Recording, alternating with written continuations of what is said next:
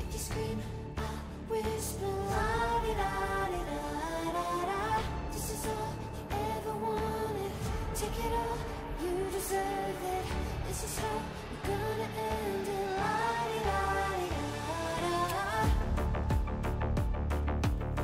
Take it all, you deserve it. Take it all, you deserve it. Giving back the freedom you want to destroy. And my power's way too strong for you, so try. 'Cause you can't dominate and nor will you survive. And not this time, 'cause I'm the wiser of this two. I'm the one of life, antithesis of you. The fire in my heart will only grow. If you shut the gates, I'll burn them down. I am 1,000 steps ahead of you. You'll see soon.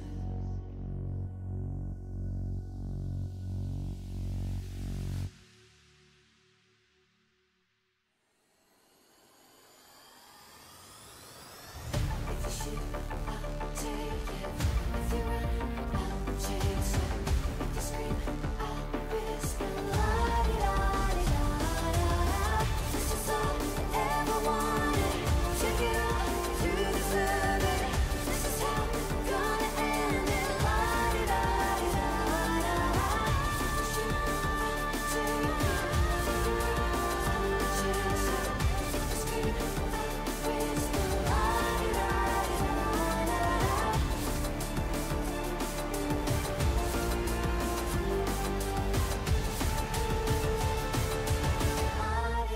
La-di-da-di-da-da-da. I am 1,000 steps ahead of you. You'll see soon.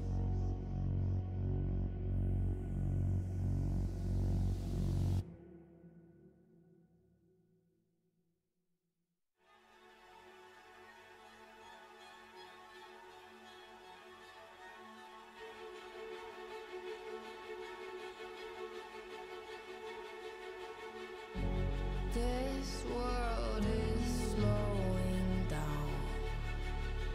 How can I fight it? How can I listen when there's no sound? Oh, the wolves are out. Yes, the wolves are out.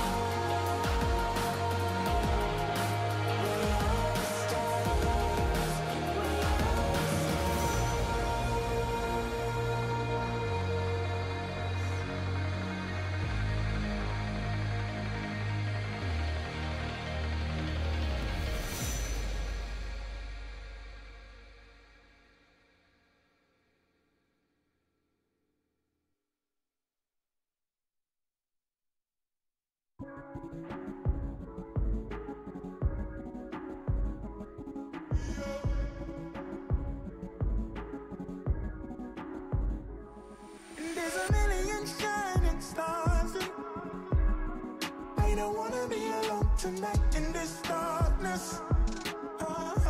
Yeah. They keep on selling us dreams to get this higher. It's in the energy all around us, but it's divine.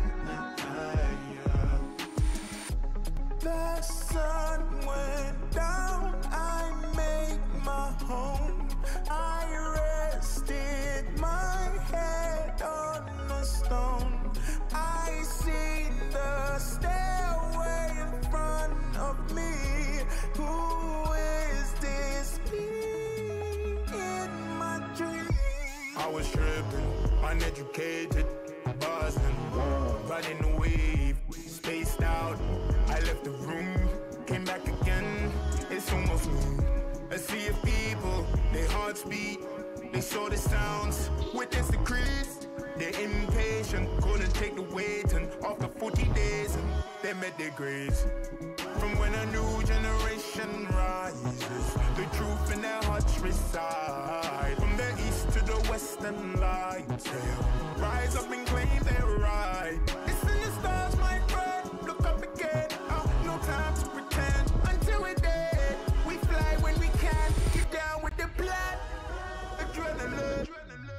There's a million shining stars, and I don't wanna be alone tonight in this darkness. Yeah.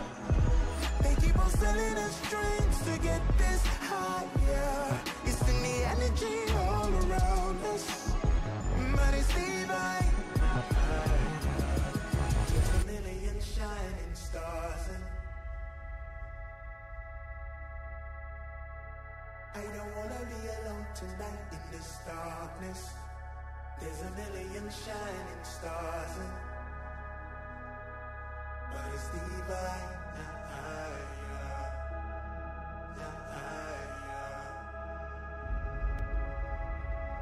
They keep on sending us dreams.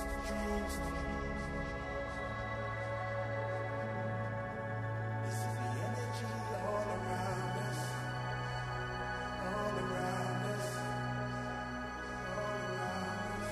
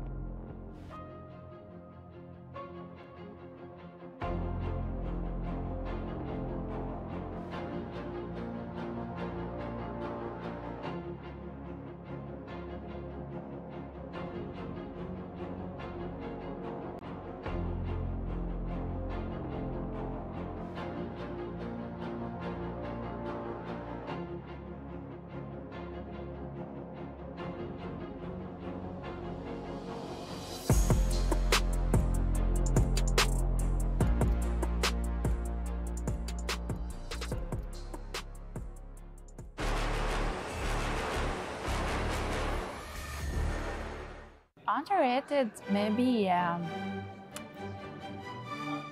I won't say Layla, but Недооценен, не считаю. Аргус. Очень недооцененный герой. Он один на один любого чела убивает на фулсотах. Правда, на XP, конечно, страдает, но на голду это must-have. На X-патче его апают. Все будут играть на Аргусе. The hero that I really don't like to go against is Lucian because whenever I try to go near, she will pull me, boom, boom. Because that hero can the first skill, the second skill is it? The second skill can lift up and then pull me to another side. Yeah, that one I really don't like. I get really annoyed.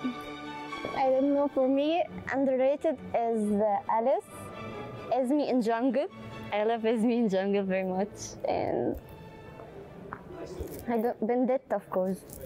yeah, Vendetta. Very underrated. Because it's my main hero and I don't see a lot of people play with it. So, don't like that. I think the underrated heroes is Zaz. Because he's good. Yes. Because in Malaysia, we rarely use it. But when I came here and then I tried to play rank and then people all ban Zaz. Yeah, ban Zaz. They respect ban her. Yeah, but in Malaysia, we don't ban any Zaz.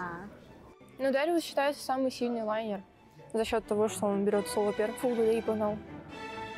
Вторым скиллом шотает любого персонажа. Ну, типа, это можно задолжить, если быть умным. I think the hero that they're gonna pick the most is Ling. Because right now he's in the meta and he's a really OP hero that he can rotate through the map really fast. Yeah. I think the most hero that people will pick is Terizla. Because he is too overpowered in right now, meta. Yeah, probably they ban or pick the heroes. I like K1, but yeah, you know his hair damage now, it's not that good, so I can't play hair now.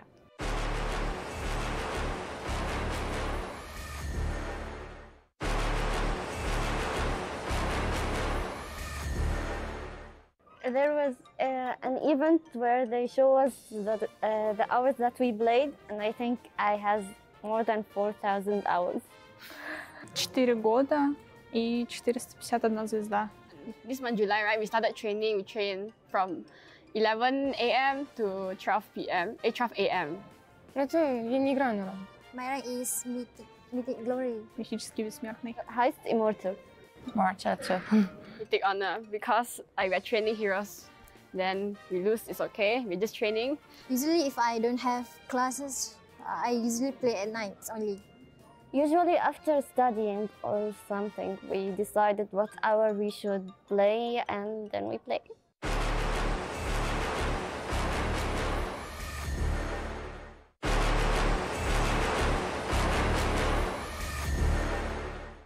Mia.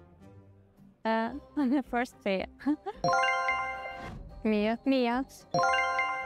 That Zarius ulti. no, that's Mia's Oh, Mia. first skill. Second skill. It's an item. The Blood Wings. Blood Wings. Это крылья королевы. Blood Wines. Крылья королевы. Крылья королевы. Blood Wings. Yes, Blood Wings. Atlas second skill or first skill? First, Lalo second skill. Atlas. It's второй скилл Атласа. Второй скилл Атласа, да. What is this? Yeah. Atlas Ultimate. Even I don't know. I'm a wrong one. I don't know. I go with Yeah, but we forgot the name. Paquito. First Paquito. I think first Paquito. Maybe. First. Ой, это Paquito. Пакито. Второй скилл усиленного. Paquito. Paquito third skill. And the item that gives HB, I don't remember its name. But it's half immortality. Ой, это пояс, да. Защитный пояс. Защитный пояс. Iris Bell. Oh. It's the new emblem. But I can't remember his name. Temporal region. Yeah. Это перк. Какой-то. Какой-то перк. Кубик. Кубик. Quantum charge. No, Hey, no. no, this is the new talent. But I don't know what's the name of it. Florian. What about Lauren Bessem. Yeah, это это флорин? пассивка флорин. Yes. Пассивка флорин. Oh my goodness. Florin. Florin. Burst is Fury. Brisker Fury. Yeah, Burst. Креты. Берсерк. Ярость берсерка. Берсерка. Brisker Fury.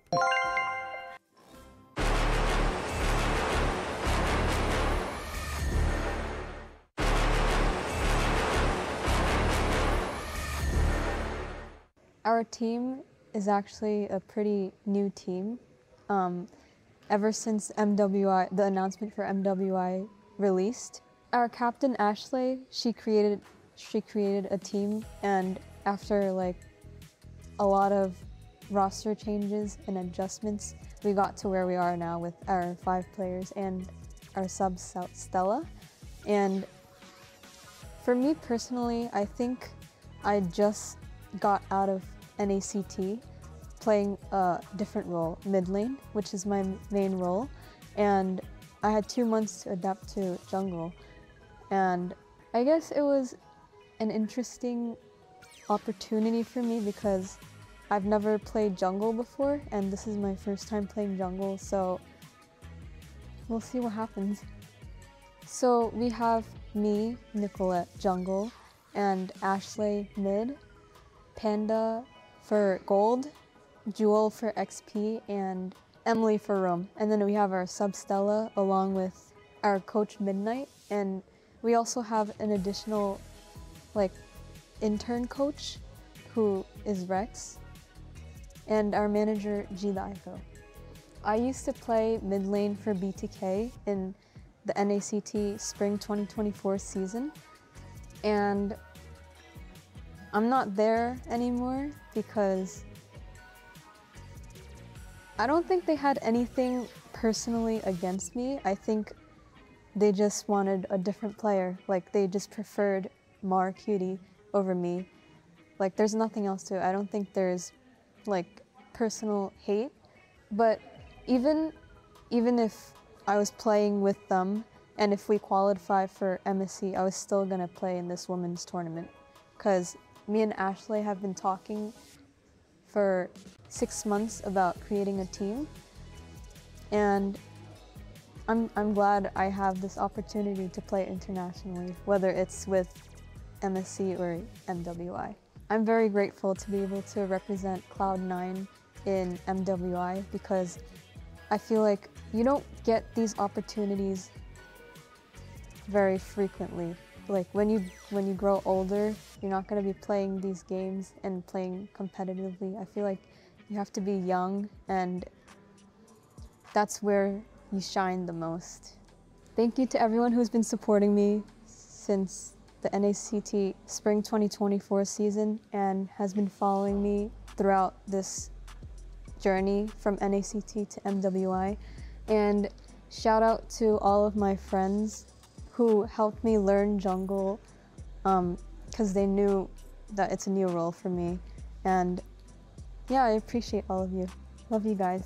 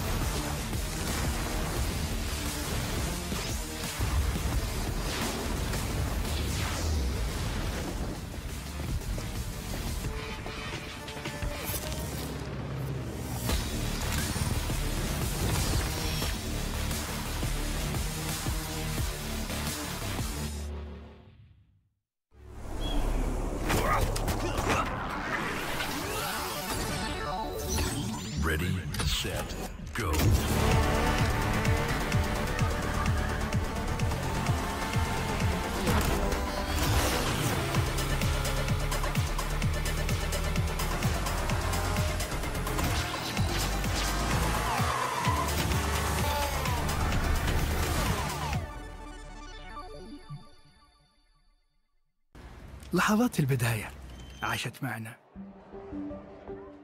كنا نحسبها وقت للتسلية بس، نحسبها بس ذكريات.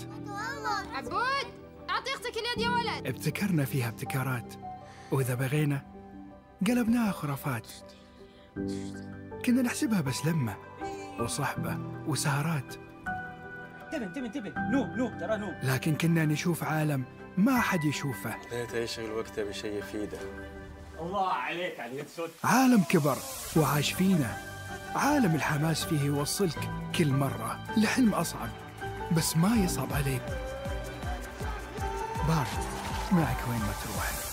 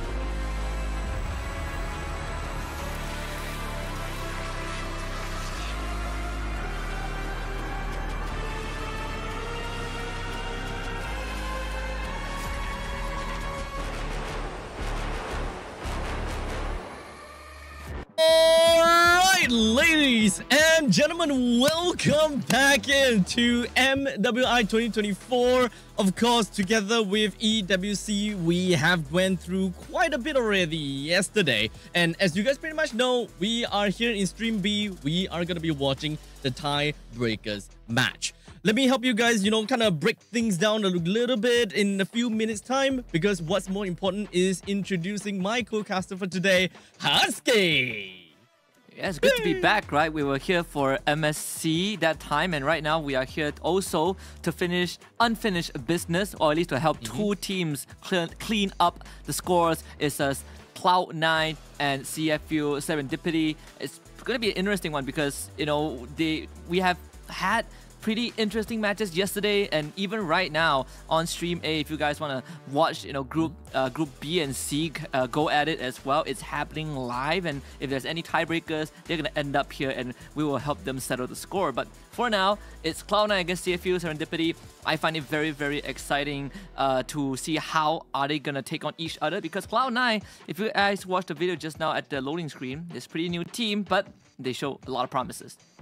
I'm super excited for that, but we'll talk a little bit more about Cloud9 and CFU Serendipity later, as I am just going to kind of just help you guys understand more about the tournament format today. We're currently in the group stage so we're going through the round robin of best of twos in Stream A and yesterday. So we have a total of 12 teams, and all these 12 teams are split into 4 groups of 3, where they gotta fight it out for a total of 2 games. And in an off chance where there are 2 teams that kind of have the same points, they will come together to fight it out in Stream B, which is what we're going to be looking at today for between Cloud9 versus CFU. Following up after that, we'll have the top 2 for each group to move on over to the playoffs in a single elimination format, all of which are all going to be best of 3 to quarterfinals, semifinals, and the final will be a best of 5. Of course, when we are looking at all of these tournament format thing, we gotta have to expect prize pool, right? So we have a total of $500,000 on the line, Husky. $500,000.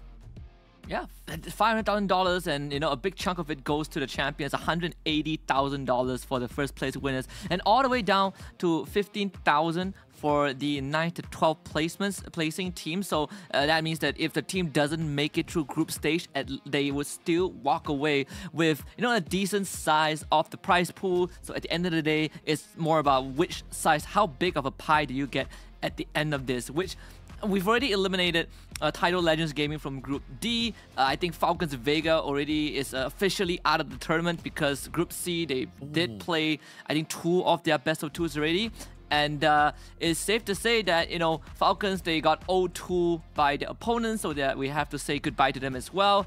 But for this one, this tiebreaker, we are going to say goodbye to either CFU Serendipity or Cloud9 by the end of it. And I personally feel like, if there's anything we learned from yesterday's best of 2 between these 2 teams, is that they show a very, very vast variety of hero pools, which we'll get into in a bit, because all this culminates into the club championship format. There's a leaderboard because every single win, every single trophy that you bring back home counts into this, with Team Falcons right now in the lead with 2 championship titles, one in Call of Duty Warzone and the other in a recently concluded Free Fire.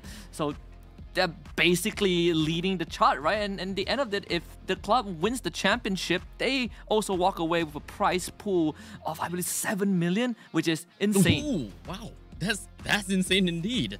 So you guys can pretty much understand that here in EWC, having club the club ranking is super important. And as you guys can tell, some of these clubs doesn't necessarily have to win in the championships. That way they will still be able to get a good amount of points for themselves. For example, for Team Liquid, with a total of 1150 points to their club already, despite not having a championship title just yet. So there will always be vast changes to this ranking system, or rather to these ranking list. And as the day goes by, weeks, and perhaps after a few months, we will have the final tally of who is the best club by the end of EWC. But speaking of best, though, I do want to talk a little bit more about who are potentially going to be the best teams here for the MWI, because we're gonna have to break things down a little bit as to what has happened thus far. So Husky, walk us through this. Yeah, I mean, very straightforward. For Group A, Falcons Vega, they are qualified for the top 8 for sure. We're looking at Cloud9 against CFU Serendipity in just a little bit. For Group C, Xeno Lilies and Victory Song Gamers, they are just trying to duke it out to see if a tie is ever going to happen, but they are guaranteed top 8 as they have eliminated Team Falcons Mina. For Group D, Vitality and Gaming Gladiators X Homegirls also made it through to top 8, with Tidal Legends Gaming waving goodbye. And of course, Group B matches will happen in just a little bit on Stream A for those who are interested. So we still have Smart Omega Empress, Net Angels, and DreamHack Girls who have yet to take center stage. Plenty of games lined up, and I'm already noticing some very unique showings from some of these teams. I saw, I think, Jushin was picked, and by the way, Jushin is available for MWI, yes. So that does shake things up a little bit. The last time that we saw in MSC, we didn't manage to see Jushin. So coming into MWI, we're able to see that. I'm super excited and stoked to see what this annoying wishing lantern person will be able to, cause what kind of pandemonium in the battlefield itself. Now, you guys may be wondering, what's going on in Stream B? So let me walk you guys through this. We have this one game. It might just be one game, but you know, it's one of the most important games for these two teams. It decides whether you make it through group stage and get into playoffs, and it also decides the size of the prize pool that you potentially can leave the tournament with, right? Loser goes home with only $15,000, but if you make it through, then you guarantee yourself, you kind of raise the bar a little bit. But these two teams, they did tie with each other yesterday in that group stage, and looking back at the results, it was the average game length for these two goes around 17 to 21 minutes, and like I mentioned, right, they have shown an incredible vast hero pool, and the craziest thing is that in both games you rarely see duplicates on both sides. It really felt like these teams are of different personalities, and I wonder if it's going to be the same going into the best of one later on. So honestly, these two matchups, we're gonna have to understand it is the crucial rematch between these two. One loss, and unfortunately, you are out. So let's take a look at who is going to be representing this best of one game for CFU Serendipity. We do have Moshibang, Tegami, Abi, Yue, as well as Yufendi. And understandably, we have seen how strong they have been going on through, but there will only be one team that moves on over to the playoffs, and it is either them or their competitors, which is going to be Cloud9. Absolutely, and this is going to be the last time one of them holds on to that key for Cloud9. We have Jewel with Nicolette, with Caesar, with Ashley, and CXZ Panda. Also, again, like I mentioned, right, this is a pretty new roster. I believe it was formed towards the end of June, so barely just a month old in terms of lineup. But behind the scenes, I believe Nicolette did talked about it, that she has been in talks with Ashley, that she's going to play for MWI, they're going to build a team. So this has finally come into fruition, and they do have Midnight as their coach, and Midnight was also the coach for Cloud9 when they played at MSC. So very experienced man behind the scenes. I want to remind you guys out there, if you guys are interested, and you should be interested, go to www.stcplay.gg to vote for your favorite teams. Vote for the next game at that exact domain, and see if your prediction skills are accurate. So of course, make sure you guys predict who is going to be winning this match, CFU or Cloud9. Now, since we were talking about Cloud9's lineup previously, I do know that at least when we were watching the pre-show video, we've got, I believe, Nicolette that was on the that was talking, right? So, from what we have heard is that Nicolette is playing in the jungle position, of course. So it's slightly different from what we have originally expected, since CXZ Panda is one of the only female assassins player in North America, and from what I know, Ashley specifically picked Panda up for that assassin role. But it kind of seems as though that we do got Panda that really excels in gold lane as well. So they have decided to put Panda on the gold lane and Nicolette on the jungle. Yeah, and I do want to see how, they can go up against CFU Serendipity, because we know that region, CFU, they come from the region of Cambodia, and that region is known to be fighters. They absolutely love to fight, and CFU Serendipity is no exception. They also love to fight very, very much, and I think that is going to kind of set the tone, especially when you only have one shot. This is the last 30 minutes for one of these teams on that stage, on that EWC stage. So you got to bring out the big guns, right? You got to come out the gate swinging, go, guns blazing, and see if you can surprise your opponents. So that's something that I think Cloud9 would have to try and manage. Because for Nicolette, she used to be the top 3 mid laners, but for MWI this time, she has transitioned into a jungler, which is a pretty new role for her. I think she also talked about it as well. So I think this is kind of go time. This is the moment where she gets put to the test. So honestly, there are definitely going to be a couple of changes that we might expect, since all of these players, they pretty much go around playing different kind of roles. So they would have very good understanding of how a gold laner would play despite being in a jungle, or how a mid lane will play despite playing as a gold laner. So they will be able to adapt with one another very effectively, and that is definitely something that I want to see from all of these girls here. The power of adaptability. Yeah, I want to see if we might get an assassin matchup, right? Because right off the bat, Cloud9, they go for the Ling ban, whereas for CFU, they're focusing a lot on Ashley's hero pool. No Valentina, no Faramis. Basically, you get that utility out of the way so that if C9 wants to play kind of the comp that they've been showing in that group stage prior to this tiebreaker, they will have to think twice, because Valentina has been a staple for Cloud9, where, well, Cloud9, they're going to take out Jushin. I love this. I've seen Jushin in action. Absolutely hated her for how ridiculously good she is. I think they need to kind of adjust a little bit on how much it takes for you to grab someone with your lantern flare. So that's probably going to be a conversation down the road. But for now, get Jushin out of the way. I like it. Perfect. So with the Valentina, Faramis, Drusin, and as well as the Ling out of the way, it pretty much gives us a pretty good understanding that all of these players, they just want to get rid of very annoying heroes, all of which that has been banned have got that same concept. They are just plain annoying. And of course, they have a very good standing in the meta as well. Now, with all of that said and done, we do have quite a lot of heroes that is currently available and has been pretty hot picks within of MWI, being Edith being one of them. Terizla, understandably, also going to be one of the most important heroes that we see in MWI, picking up quite a bit of priority coming in. Yeah, he has been one of the most picked heroes alongside Ruby, which was banned in MWI so far. You know, it was picked 8 times while making 9 for Terizla with 100% pick and ban rate. Just a very good setter. We see the Angela on the side of Cloud9. There's a chance that we see that go over to the roam role for Exaya. She has been playing a lot of Lolita and Florian, so Angela could be an option, or it could be a replacement for Ashley's hero right now that Valentina and Faramis are gone. This Hayabusa is no surprise though. We talk about a potential assassin matchup.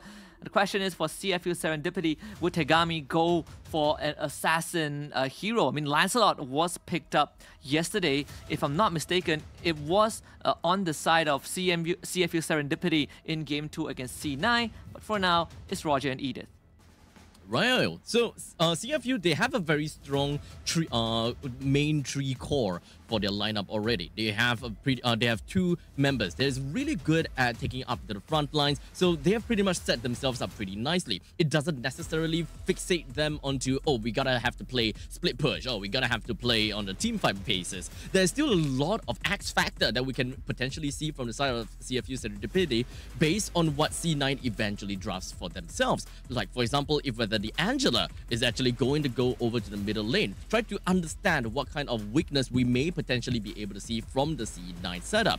And right as we say that, we only see fragile heroes coming from the side of C9, all of which are very weak in the early stages of the game, except for the Angela, of course, with one of the strongest first blood potential. But regardless, we can kind of put that aside first, because we still don't really have a very good idea how they would want to play this Angela coming into this match. I would say, you know, for this Angela, again, it is up in the air whether it goes for Exaya or Ashley. Just based off of the track record, right? We haven't really seen Ashley get tested too much in terms of the hero pool. She's been getting Valentina wherever she wants. Same as the carry, it has been majority, I think 3 out of 4 games they played so far in the group stage up to this point has been carry. Well, no, 2 out of the 4, half of the games they played, in fact. So Vexana Lilia gets banned out. We're looking at the mid lane being targeted. Now, CFU Serendipity side, the mid lane pool, it is shrinking. They do love that Vexana, now that it's out of the way. You still have the Nana, which is an option that we have not seen too often, but it could be a choice, right? We're going to take out the export first, because there's Edith and there's Terizla. You just generally don't want to deal with the export. You could look for Lapu Lapu ban as well. Lapu Lapu, Yuzhong, I think they're pretty decent options. And you also limit what Cloud9 can do now that they have the Angela on their side. Now, I do want to also focus on the fact that Terizla has always been, or not always, but Terizla has been becoming very flexible when it comes down to this year's meta, right? We have been seeing Terizla in the mid lane and the EXP lane, sometimes even in the roam. So at least it is still up in the air. Although I gotta have to say, the Terizla in the EXP is very likely gonna be the case. But you know, let's not close that door just yet, because CFU Serendipity, they have got their main they have got their Roger, which could still have some flexibility in it, going to the jungle or perhaps going over to the gold lane. So at least for CFU, they have a very wide pool of heroes that they can very potentially work on. And what do they really want to tackle? Do they want to play a little bit more onto split push, or do they want to play a little bit more towards a team fight or situation? Because at least having the Roger being having such high movement speed, you can split push very effectively. So you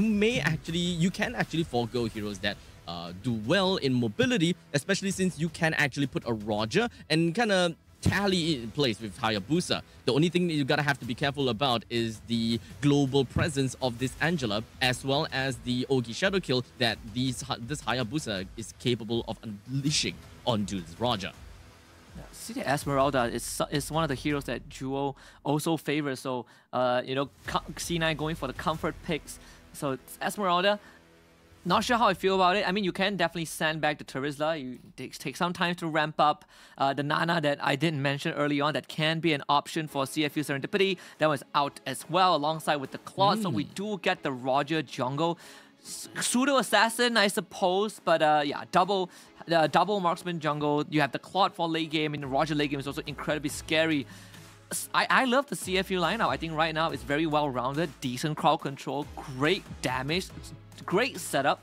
For Cloud9's side, I think you might have to put this Angela mid, right? You need someone in that roam role. You need Exia to kind of have a hero that can set things up for you. Maybe like a Tigreal or a Minotaur.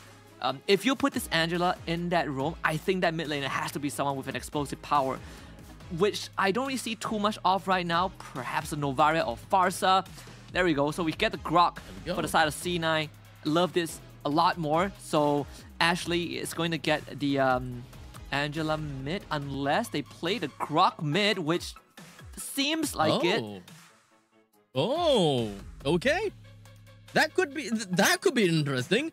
At least when it comes down to the mid lane, right? When it comes down to the dual roam from the roamer as well as the mid lane, they have been kind of interchangeable more often than not, right? Whereas the actual roamer, which in this case is going to be the Angela, kind of stays in lane a little bit more, and sometimes the mid lane, which is the Grok, can pretty much kind of come and go. So it doesn't really quite matter too much, especially since I would believe that both the Angela as well as the Grok might actually just play kind of like a tag team scenario. They understand that with the Roger and the Claude in the opponent's side, they don't really have a very strong early game setup, and they might be able to find a very good steamroll and just kind of propel themselves forward in the later stages of the game, or at the mid stages of the game, a lot faster. I just want to quickly point out, just a minor humble brag. You know, we talk about the coach of C9 being a Midnight, which is also the coach from the MSC team. But they also have the coach from currently the best region in the world, the assistant coach, which is Rexwin from my region, from Malaysia. You know, we got the bronze medal during SEA Games. Just saying. But yeah, I mean, C9, at least coaching staff, they're in good hands for sure. And now is to see how much damage they can do. With this Grok Angela, I don't mind it at all. I mean, you have very decent coverage. But the main thing is to get this Hayabusa ahead. Hayabusa running Warcry, you get a lot of damage once you get on top of someone. Another question is, who do you want to get on top of, right? Roger, not exactly the easiest. Nana with the passive, it's kind of a waste. Claude, hard to catch. So Nicolette has her work cut out for her. Yeah, I mean, it's kind of tough to kind of really understand who you really want to go for, but understandably, once you have a good amount of farm, you may actually be able to prioritize the right heroes more than not. As we can see, Nicolette is actually throwing out the shadows and just targeting onto Abby pretty early into the game, both of which Nicolette as well as Abby's HP doesn't seem to be all that well, but Hayabusa immediately makes his way back down to the bottom lane and might potentially want to look for some very thirsty kill down in the bottom lane onto the Claude, since the trade between Panda and Yui Fendi seems to be actually kind of a stalemate. Yeah, Panda has to take the recall. Well, Nicola tried to hide in the bush, but it was spotted out by the minion wave. So 2 flickers out from CFU Serendipity. Yui wants to go for an engage, but you know, a bit too fast. I'm gonna try and gank top side, but yeah, Teresa is gonna be fine. No kills will come true, at least not for now. Yeah, very small little micro plays coming from the side of Jewel, just ensuring that the Nana is just going to be pushed all the way back, just so that the final EXP from the wave doesn't give this Nana level 4. So this would definitely be able to help Cloud9 secure this turtle a lot easier, since the mid laner, which is Nana, gotta have to stay in the middle lane to get himself level 4, or rather herself level 4 a lot longer. In the meantime, Ashley did manage to get a really nice wall charge connecting down to Moshi Bang, but the Yue did manage to get himself a kill onto Ashley, followed by Jewel. So Tagami just rolling on through and clawing right onto Jewel as well as Ashley, giving CFU a way better start than I originally expected. One of the things that Cloud9 is going to face for the majority of the early phases, that where's the damage, right? Like, they don't really have well, the amount of damage that CFU has, where Nana, Eden, Teresa, Roger, they all hit like a truck. But for Cloud9, you have majority of the damage comes from your Hayabusa. Everyone else is a utility. CXZ Panda needs a lot of time to ramp up. Jewel needs items as well. But if you want burst, you don't really have it. And that's why CFU Serendipity kind of won that team fight and giving Tagami and Yui a 1 kill each.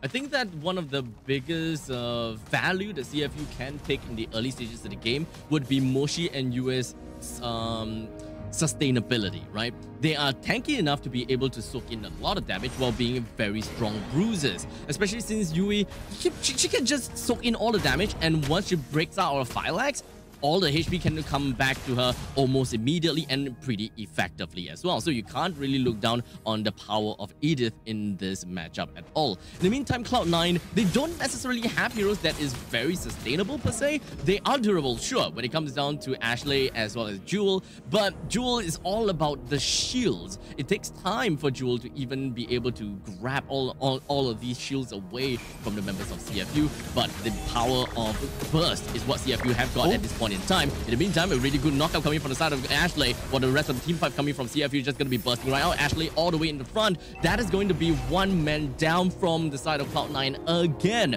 as CFU very effectively and very methodically takes one person down. That's the second death for Ashley. What do we say, right? This team from Cloud9, this composition just does not have damage. We saw the attempted engage, a flicker wild charge hitting on the 2 people, but only Nicolette was able to do damage. They don't even get Yui Fendi up top. I suppose they could at least take the turret. Turtle did go over to CFU.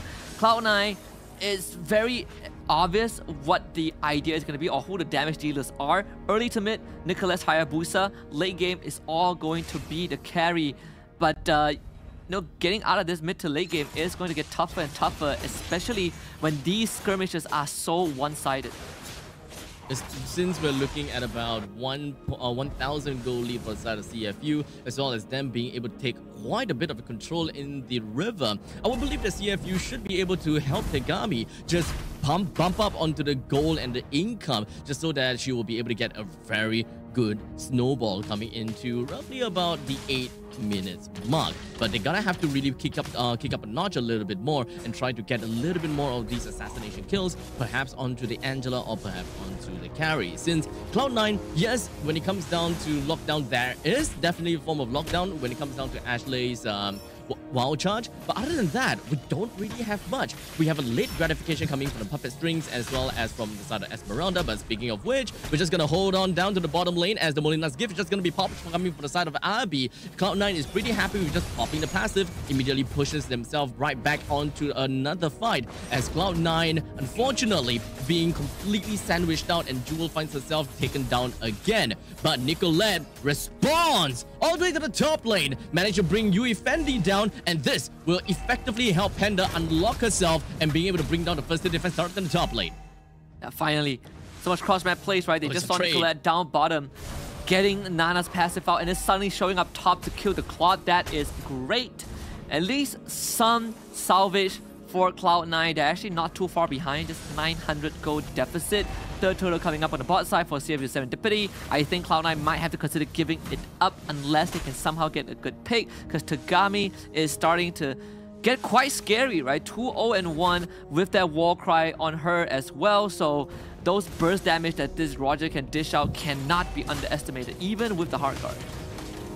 So with the turtle currently down onto the side, onto the bottom side, CFU have got themselves a pretty good priority on top of that. So they should be able to hold down onto the turtle a little bit longer. Since Cloud9, they don't really have anyone that can kind of hold on to the turtle for an extended period of time, or sorry, Lord, for an extended period of time in the latest stage of the game. CFU will be able to get themselves in a pretty good spot. As such, they bring Ashley down, as Ashley is a little bit too far away from the main bodies of the side of Cloud9. As such, CFU with the numbers advantage, they're just going to be going all the way in, with Yui Fendi just holding on with the Blazing Duet. Dealt a good amount of damage, but for now, we're just going to be focusing on Panda. They effectively managed to bring down the Terizla. So Cloud9, they have the upper hand at this point in time, with Nicolette completely at full health.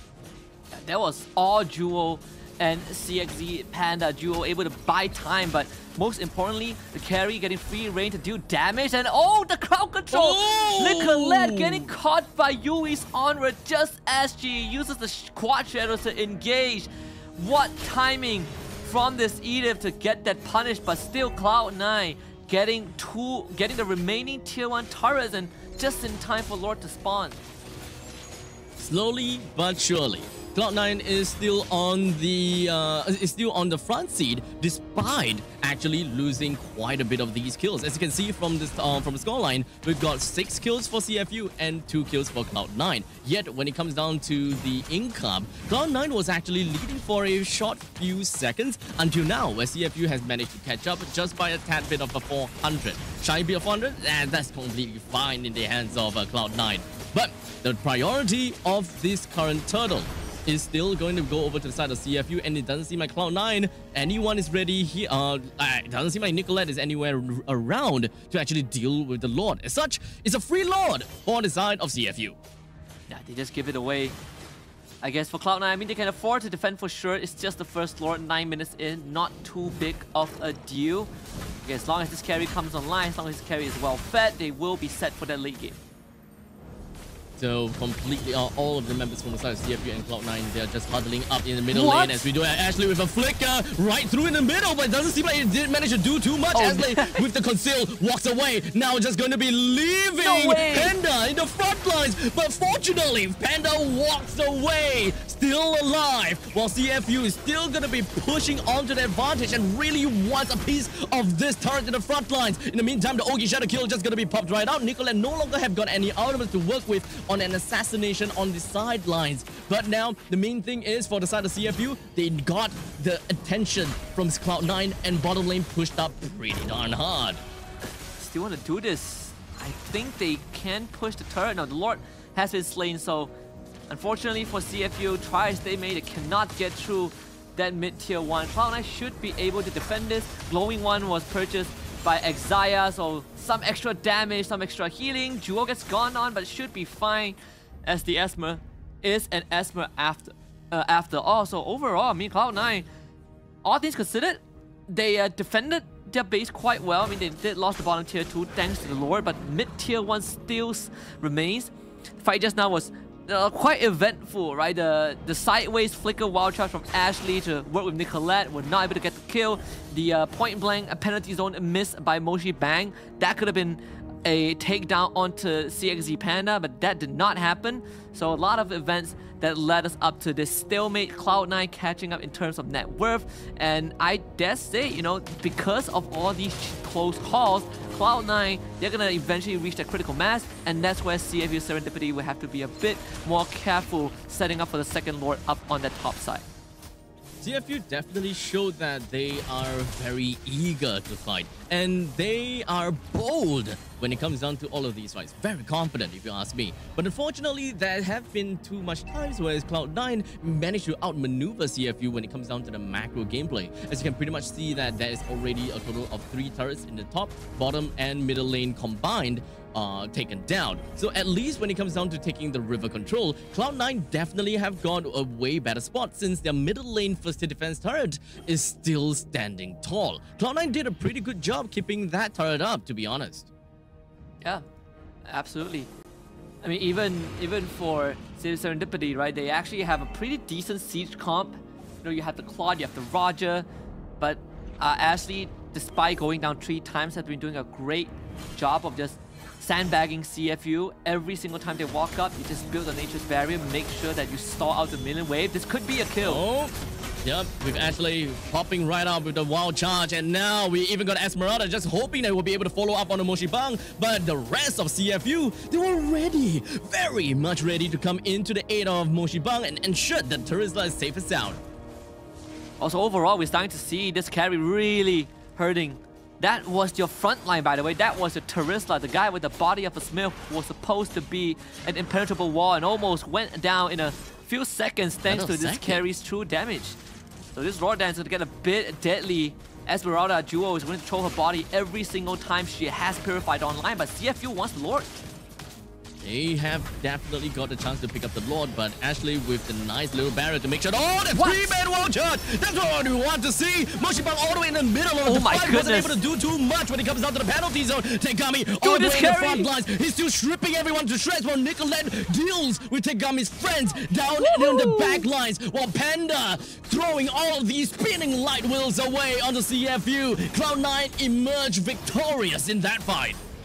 Yeah, and finally Ashley, with all of her previous wild charge, we say even though they lose the fight, she has been getting some great multi-target wild charge with this Grok, and that one was the perfect one, hitting 3 people at once. You see, CFU, they wanted to retaliate, right? Yui instantly responds with her own Flicker Earth Shatter to stop this carry, to break that momentum, but Cloud9 was just too strong. CXZ Panda came online with the help of Xayah's Hard Guard, absolutely just shredded the front lines of CFU. You look at this STC replay.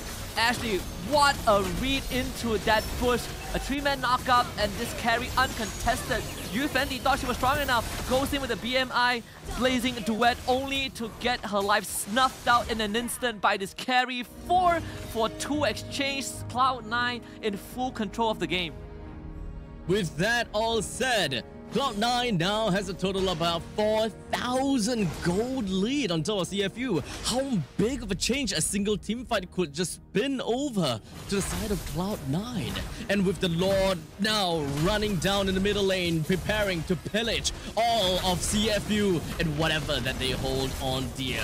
As he charges on to the middle lane inhibitor, brings it down almost immediately, while the top lane and the bottom lane are shoved up pretty nicely too. Cloud9 now reserving their energies just a tad little bit, make sure that they do not go and overextend themselves, and all they want is objectives to bring down the top lane inhibitor turret, while Nicolette have got other plans in her mind. Immediately went for the assassination onto Abby. That puts 4 person onto the side of CFU. Cloud9 definitely have got a numbers advantage now. Nicolette is not going to be stopping with all of these assassinations, as you can see, constantly going in and out of the fight. Very slippery.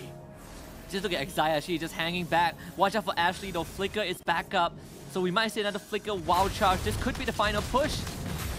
Yes, now we do have the wild charge coming from the side of Ashley. It did manage to do a very good job, but unfortunately, it doesn't seem like the damage coming from the side of CFU. No! He's doing much at all! Tegami went straight in and wanted to end the life of Ashley. Put too much time and resources just for the Grok. Moshi Bang now focuses herself down onto Ashley, but still not quite enough. With only 2 members left, Abi as well, Yui Fendi. Nicolette brings Abi down, and the rest of Cloud9, they don't have a creep just yet, but they don't care because the next wave comes right in, and Cloud9 takes the crown for this tiebreaker match away from CFU. CFU Serendipity sent back to the depths of the ocean as Cloud9 soars beyond the clouds. And they have made it into top 8, made it to playoffs. Congratulations to the ladies. What a decisive game, right? It looked close. Look at CFU Serendipity had it all figured out. We have a lot more damage. We take objectives. Well, we can fight you doing early objectives. But First Lord, it was given up by C9. CFU were not able to break the mid-tier 1. And then Ashley the turnaround, the game changer, flicker 3-person wild charge, and then hitting another 4-person wild charge in the base of CFU to really seal the deal. You can really kind of see that Cloud9, they came well prepared, right? And it's such a heartbreak for CFU Serendipity because 3 of the players, Yui Fendi, Yui and Moshi Bang, they finished 5th to 8th place last MWI, but this time their journey cut short, and soon the keys will be crushed as well, and by no other team than Cloud9. It is definitely a heartbreak for our friends over at the side of CFU Serendipity. But Cloud9, they are going to be real happy as they will be able to move on to the playoff stage. This is definitely it's a gritting match, you know. They're going to have to go through all of these nerves and know that their lifeline in the tournament rests on this one single game, on this one single draft. We identified and we saw, hey, where are they getting all their damage from? All of it comes in from the side of Hayabusa. Do they really even have enough time to kind of drag things out or just kind of like propel the income of Carry fast enough for Carry to really come online faster than both the Roger and the Claude? It seems like they managed to find their answer.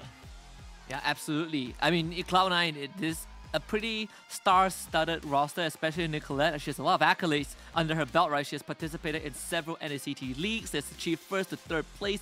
Even the most recent one, she wasn't able to play the grand finals, but still, right? She was a big part of that NACT squad that led them here, and we did see them perform on the MSC stage, but as much as the MSC Cloud9 didn't make it through into playoffs, at least the MWI Cloud9 will have a shot at glory heading kind of past the gauntlet and into the best of 3s, where you really have 3 chances to prove your worth. So I think this is such a good opportunity for these teams, and I think even more important for Nicolette, right? Switching roles from mid to jungle 1 month before MWI, and after getting benched from the NACT Spring Finals, this is a path to redemption. I gotta have to say, the game ended a little bit too early, I gotta have to say. I was kind of hoping that we'll be able to get a little bit more out of that game, but what can you say? The Cloud9 members, they were very sure as to how they would want to play the game, and they knew that they were technically on a timer. Not technically, actually. They are on a timer, especially since they are dealing with a Claude as well as a Roger. Once these two come online together with the crazy amount of lockdowns that they can be provided by the Terizla as well as the Edith, it's definitely going to be scary to really deal with all these powerhouses in one go. Yeah, absolutely. Well, with the first tiebreaker concluded, we are glad to tell you guys that we still have more tiebreakers to come. Xeno Lilies against Victory Song Gamers coming up next after this break.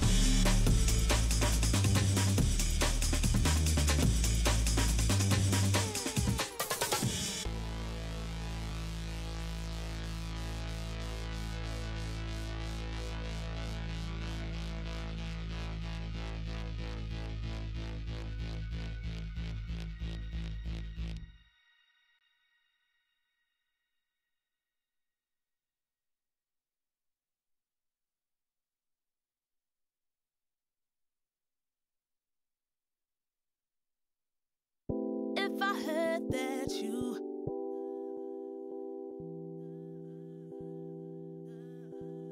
If I heard that you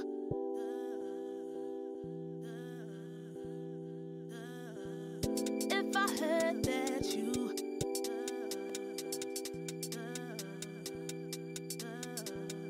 If I heard that you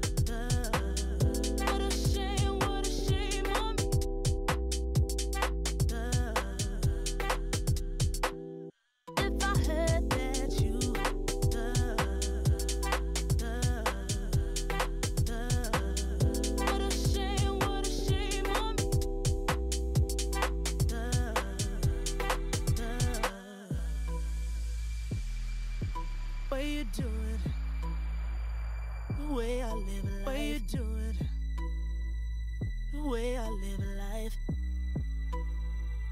the way I live life, way you do it, way you do it, the way I live life, way you do it, the way I live life,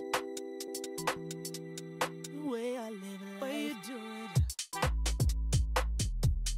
Way you do it, the way I live life, way you do it, the way I live life, the way I live life, way you do it.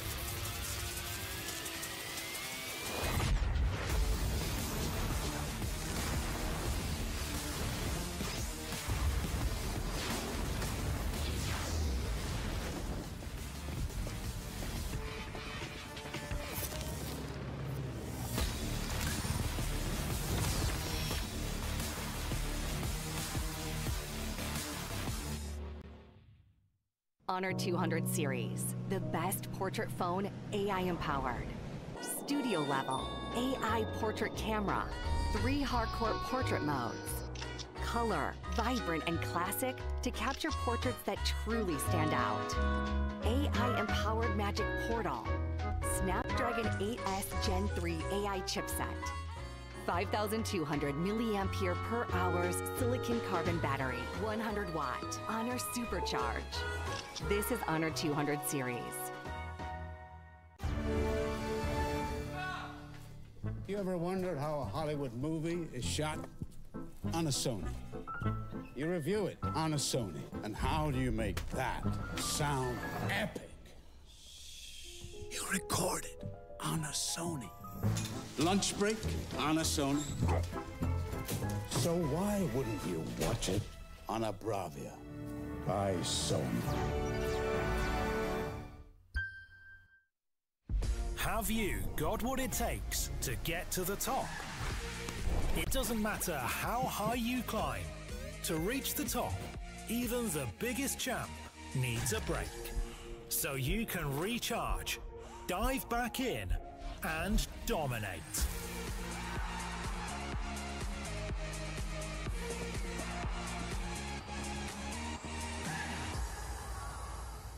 Have a break. Have a Kit Kat.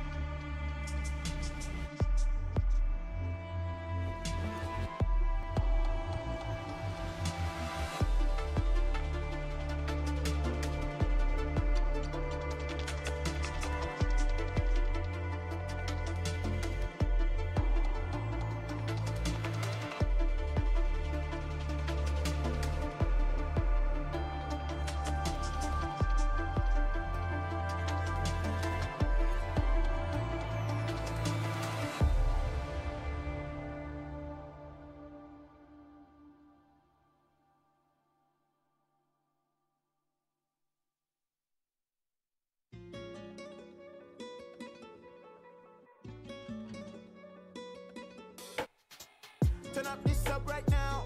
I like this up right now. You might be stuck right now. This might loosen me up right, up right, up right, up right, up right now. Get off this bus right now. You're acting sus right now. This one. Turn up this up right now. I like this up right now. You might be stuck right now. This might loosen me up right, up right, up right, up right, up right now. Get off this bus right now. You're acting sus right now. This one. I know what you want. I know what you need. Here's some seeds. Grow some trees. Ain't no smoke that's made for lungs, but you believe. But it's okay, we make mistakes, be relieved. So why art doubting? They're not like me, my eyebrows too intense. I rock out like the Brahma. I wanted to be like Dwayne Johnson. Teacher said I'm trouble. Once I clocked my dreams won't work, I started snapping, I bust bubbles. I think it's how creators see. Other creators be perceived as fly. You're whipping right, but off IG, you're broken cheap. I need an electric bike to vend this food, to vend these rules. Get these tools, cause haters drool, they're watching me. Haters discretion advised. Oh me, oh my, I just want to survive in the sea under darkness. Hiding from the light, all we do is push violence. Pain over violence, radio silence. Turn up this up right now. I like this up right now. You might be stuck right now. This might loosen me up right, up right, up right, up right, up right now. Get off this bus right now. You're acting sus right now. This one. Turn up this up right now. I like this up right now. You might be stuck right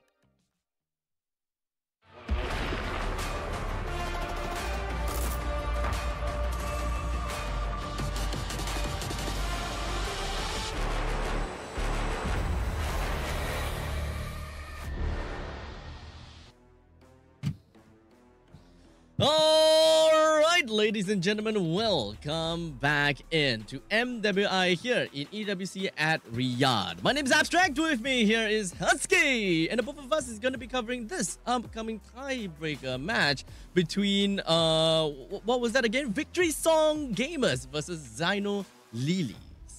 Absolutely. So this is going to be directly from Group C, still fresh out of the oven. You know, it was the last best of two from the Group C matches, and both teams happened to tie. They also gave us the longest game in MWI group stage so far, 30 minutes. 13 seconds with Xenolilies coming out on top. This is going to be very, very interesting because contrary to Cloud9 against CFU Serendipity, this one is not for eliminations. This one is just for the seedings for playoffs. So winners becomes the first seed of Group C, and loser becomes the second seed. So not too big of a deal, but still important if you want to get a better matchup for playoffs. Exactly.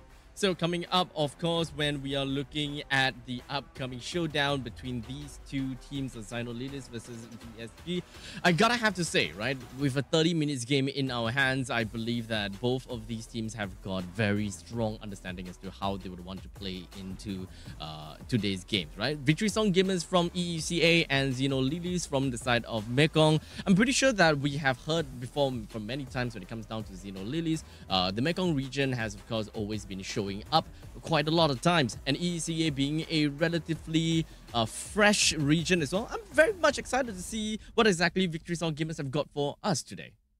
Yeah, absolutely. And I think, one thing about these two teams is also the fact that both teams have two Filipino imports, two on the side. For the side of VSG, it's going to be the gold laner and the roamer, Rian and Gaily. But for Zyno Lilies, it's actually the jungler Ramichi and the gold laner Taro. So we took a look at the matchup. Let's take a look at the roster. Zyno Lilies starting it off with Kao, Ramichi, Sa, Shiromi, and Taro to kind of make up the entire roster, with the highlights, I mean, specifically for me, being Ramichi in the role of the jungler. So coming up, of course, I gotta have to, I definitely gotta have to say, Zyno Lilies, they are expectedly pretty aggressive with how they have been playing thus far. And of course, they are, of course, very methodical with every single team fight that they would want to bring themselves into. One of the questions that I always ask whenever I'm looking at the MWI games is, how much would the drafts eventually mean to all these ladies? Like, how would they want to draft, especially when it comes down to a best of one series, and understanding the current meta when it comes down to MWI with the popular picks, which is heroes such as Ruby, Edith as well, Terizla. In fact, since I'm talking about Ruby, mentioning about that, we have seen Ruby being picked up quite a lot, but unfortunately underperforming by quite a lot. In fact, I think that we have a total of eight Rubies being played, the last that I've seen, with not a lot of wins actually. Yeah, it's pretty unfortunate. But you can say the same for Terizla. A lot, basically 100% pick rate, right? Either you're picked or you're banned, and the most recent one was a victory. Well, actually it was a loss, because C9 did beat CFU, but we gotta look at the opponents of Zyno Lilies, which is going to be Victory Song Gamers from EECA, Minun, Kyoe, Synchro, Gaily, and Rian. And I mentioned that for the side of Zyno Lilies, we're looking at Ramichi, which is basically the jungler. For VSG, it's Kyoe. Right? These two are going to be, at least for me, the key matchups coming into this series, especially Kyoe, because I was able to tune into one of VSG's games early on when they went up against Falcons Vega Mina, and she played a insanely nasty Benedetta jungle. So I think we are in for a treat. I mean, whenever you're talking about Benedetta, I'm always just gonna be like off my seat. But whenever I'm thinking about Benedetta, it's always been EXP lane Benedettas, because when it comes down to EXP lanes, Benedetta will be able to shine a lot more when it comes down to, really exerting dominance around the lanes. You want to cut lanes here and there, you want to be in the top lane, middle lane, bottom lane, all at the same time kind of thing. But when it comes down to junglers, Benedetta jungle, yes, you can definitely be able to put yourself into onto the objectives a lot faster. You do have iframes when it comes down to eye for an eye, as well as the electro final blow. But when it comes down to actually putting a lot of presence onto the lanes, that is something that Kyoei was able to really put down into her games, which is something that I absolutely love. Now, speaking of which, since we're talking about heroes as well, I gotta have to say that Ramichi so far has only played 4 heroes in the 4 games with the Hayabusa, Martis, Julian, and Alice, being a what can I say? Being Julian, one of the common pick in various different lanes, with Kyoei in the jungle as well. In fact, Julian has been picked quite a bit, but similarly with not that much of a win rate. Yeah, I mean, you can clearly see that for VSG, for Kyoei's hero pool, right? She is really into Benedetta, Julian, Roger. That's more elusive, but can kind of hard carry the game sort of jungler. It's not your traditional, I'm gonna frontline, it's not your traditional assassins. So this is something that I find very unique about VSG. They also have a very good understanding of when the power spike is. And I believe when it comes to power spike, Xenolilies like to play that mid-game spike. So we can expect that First Lord, that 8 to 12 minute last sort of First Lord window to be a very crucial point. See if Xenolilies can kind of use that timing to find a lead like what we saw from Cloud9 earlier on, or is VSG going to play that patient game, hit that late game, and just take over? Well, it all relies on to the draft. How do they want to play in the early, mid, and the later stages of the game? When it comes down to Xenolilies, is something which is a team that I definitely want to look out for as to how they want to, kind of come up against the members of Victory Song Gamers. But we talked about the fact that they did have 2 imports when it comes down to the Philippines, and we gotta have to be really careful about these 2 Filipino imports, right? We know that Philippines is understandably one of the strongest region when it comes down to MLBB, but we cannot forget about the fact that Victory Song Gamers, they come in with the idea of winning. As such, they do have bootcamp for themselves too. They bootcamp in Bali, in fact, for a week before coming into Riyadh. So when it comes down to diversifying their meta and diversifying their strategies, it's understandable that Victory Song Gamers have got a little bit of a taste of the Indonesian meta or the Indonesian strategies and gameplay before coming in. Yeah, which is pretty micro-intensive, right? If we look at the Indonesian region, it's always nice to see teams start to kind of ego check each other. We start off with the Roger Ling ban. I think this one is, at this point, very, very predictable, very much expected. Valentina ban out by Zen as well. Just eliminate the utility that Valentina brings. It's always such a good hero. And VSG responds with the Faramis. And speaking about VSG, I believe in ECA they have been pretty consistent with the performance, right? Always getting a top 3, top 4 finish in recent tournaments. So coming into this, I think it's also a very important time for them to put ECA on the map if they already haven't done so. But I want to see if Zen would kind of prioritize in shutting down Kyoei's jungle pool, because it doesn't really feel good to having to ban the Benedetta on Julian in the first phase unless you're really prepared to draft into that afterwards. So in this case, with the Roger already taken out, yeah, Zen will just have to kind of start banning out the Minotaur, just eliminate the setup. Yeah, I don't think that they will want to ban that out all that much. But perhaps we'll be able to understand that from when it comes down to the banning stage, Xenolilies, they are not really that interested in heroes that excels in teamfight scenarios. Being a Minotaur being thrown into the banning pool, definitely not one of the bans that we see all that often in the first phase. Perhaps some other assassins and some heroes that is definitely something that we usually expect to see. But Ling being one of the most annoying assassins that we can pretty much see up to date, aside from Fanny as well as Hayabusa, is pretty much a well-deserved spot for Ling, let's be honest here. But the Angela okay, never mind. Angela just got thrown into the banning pool. I think this one is, I mean, I find the Angela ban, I think MWI, there's definitely certain parts that's unique about them. I know when we watched MSC, Angela was kind of like, okay, we do ban her, but sometimes we kind of let her through. But it's been quite a focus for MWI, especially when assassin picks are so rampant. Though VSG being on the second pick, if they want to somehow pick up the Benedetta, I don't see a problem right there in the first phase, especially when their XP laners is also kind of the playmaker. Chip going through for Xenolilies. And actually, when I was watching the broadcast earlier on, I believe it was VSG against Falcons. I think Mirko did discuss about Chip and Luoyi, which is not as viable, well, not as popular as they were before, because Lord Dances don't drag on as much. So hence, playing around the map when there's a Lord Dance is not as urgent, right? So Chip and Luoyi kind of fell out of popularity. Jushin and Teresa get through to VSG. Big AoE, and oh boy, good luck having to deal with Jushin in that mid lane. Ooh, annoying Jushin. But this is definitely a very strong start coming in from the side of Victory Song Gamers. When it comes down to Xenolilies picking up onto, okay, as you have said, you know, we've got a Luoyi as well as a Chip.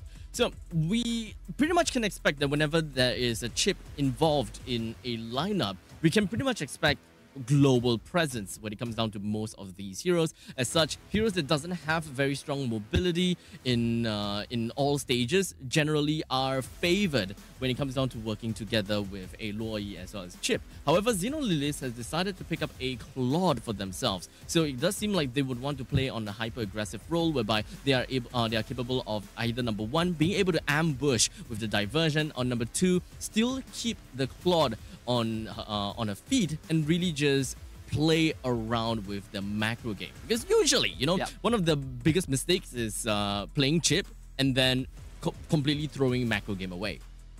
It's a very straightforward draft, right? Very honest. There's no like smoke and mirrors from the side of Xenolilies. The Julian coming out from VSG, we talk about this. It's probably going. It's not probably. It's 100% a kill with pick.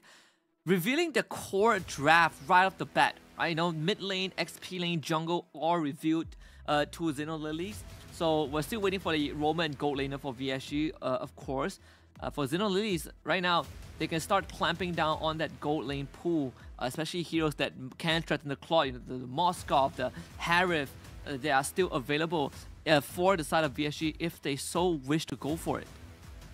Definitely, when it comes down to VSG, they excel in pickoff and, of course, ganks. Not necessarily too much on the team fight per se, but we'll want to really enforce onto how Julian brings the value in the early stages. Being able to come up online a lot faster than all the other junglers at level 3, you will be able to exert a lot of pressure, but it also depends on how much and how fast you are able to rotate around the lanes, and if whether you are able to find the kind of value altogether.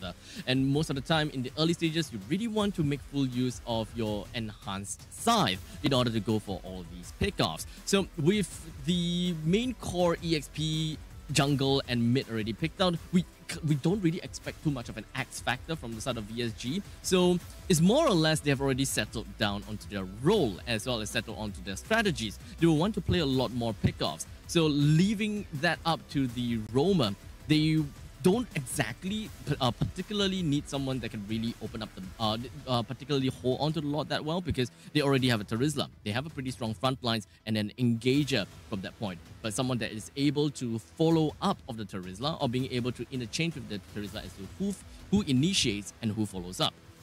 This could be a Tigro ban. I mean, we might see Xenolilies lean into that.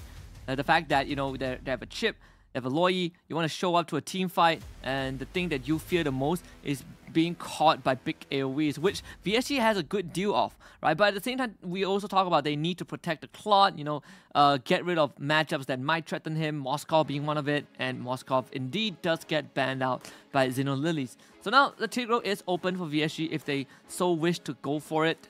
The fact that there's no more Grok, no more Minor, if you want a big AoE counter engagers, Tigro is your best bet.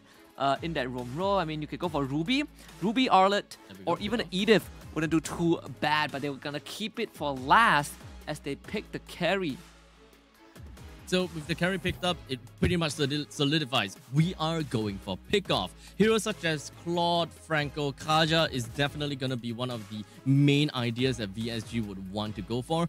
Go for the first person pickoff and then the follow up from the Terizla to really seal the deal when it comes down to all these team fights. In fact, drafting against Xenolilies first 3 picks is actually pretty darn annoying and really difficult to work around. Since whenever you are thinking about team fights, you're looking at kind of like a rock, paper, scissors equation. Team fights essentially find themselves having difficulties dealing with a split push composition. Split push composition have a problem dealing with this pick-off compositions, and it goes into one full circle. So with the Claude being picked up, it pretty much shows that yes, we will be able to put up some good amount of presence onto a split push potential. In the meantime, we also have a chip that can bring everyone into a team fight for a grand 5v5 showdown.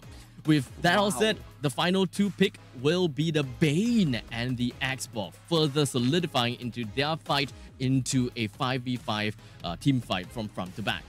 So much AoE and Pew from the side of Xenolilies, right? You have Luo Yi, Xborg, Bane as well, especially Bane. Like, Carrie and Julian, their range aren't really the longest, the farthest, so if you get hit by a nuclear Bane, Clap Claw Hammer, it just destroys you. But I like this pick from Gailey. I like the Lolita for VSG. Ooh. You put up the Guardian's Bulwark and send that bullet back into Xenolilies. And you know what's the best part? If you reflect the Crab Claw Cannon and then it hits a target, it actually triggers the secondary bounce, which crits the ricochet, which crits the target behind. So, I know that a lot of Bane picks have been a Magic Bane. I wonder if this is going to be the case. I feel like you probably would just go physical in this case. We just have to find out though, now that Lolita is in play, you probably would do better just spitting rum on your opponent's face with that magic build. I absolutely agree. When it comes down to the Bulwark, you do not want to get all of that ricochet and of course your baby shark flying right in your face. But I will say that when it comes down to picking up the Lolita, they did manage to answer one of the problems that they would potentially have, and that is the overwhelming amount of damage that Xenolilies will be able to bring up onto the game. However, it's not necessarily a pick that really answers to their lineup. No, they don't really have someone that can really initiate in a single pick-off situation. You don't really have someone that can really lock someone down for an extended period of time. So you really gotta have to rely quite a lot on Luminum Blast as well as the Terizla's penalty zone, which essentially would just focus into a full-out team fight. In the meantime, Synchro being really annoying with that lantern. You can pretty much see just putting so much annoyance onto Sa already. Every time, Loi, every time she misses that ability, and it goes on cooldown, you just lose the trade. There's no way you can continue trading, and Synchro is taking advantage of that, right, with Lolita around. And I wonder what kind of build Gailey will go for, because there have been examples. I believe Ogwin did it with Lolita, where you go for just straight up Flash of the Oasis into Oracle build for the shield generation. Early rotation just to break the Faraga armor down bot. Yep, pretty darn annoying. That is going to be the Faraga armor just popped, and that will allow Victory Song Gamers Minun to rotate herself right out of the lane if she absolutely wants to. Just kind of like dealing with something from all around the map, and of course observing the opponent's jungle. Exactly where is going to be this Bane, just so that they can take control of the bottom jungle as well as the turtle split a lot earlier in order to get themselves a great priority for going forward when it comes down to the turtle being spawned. Never feels good when you're an Xborg that's laning into a Terizla, a literal winning matchup. You can see the Cow even went for the Impure Rage, which again deals max HP damage right now. And you get pressure, you lose the Faraga armor, you are forced to take a recall, lose a minion wave. So VSG identifying where the cruxes are and immediately providing a solution to it. You get the Terizla out of the lane, let it hit level 4. Topside getting pressure, and that's a flicker out from Rian.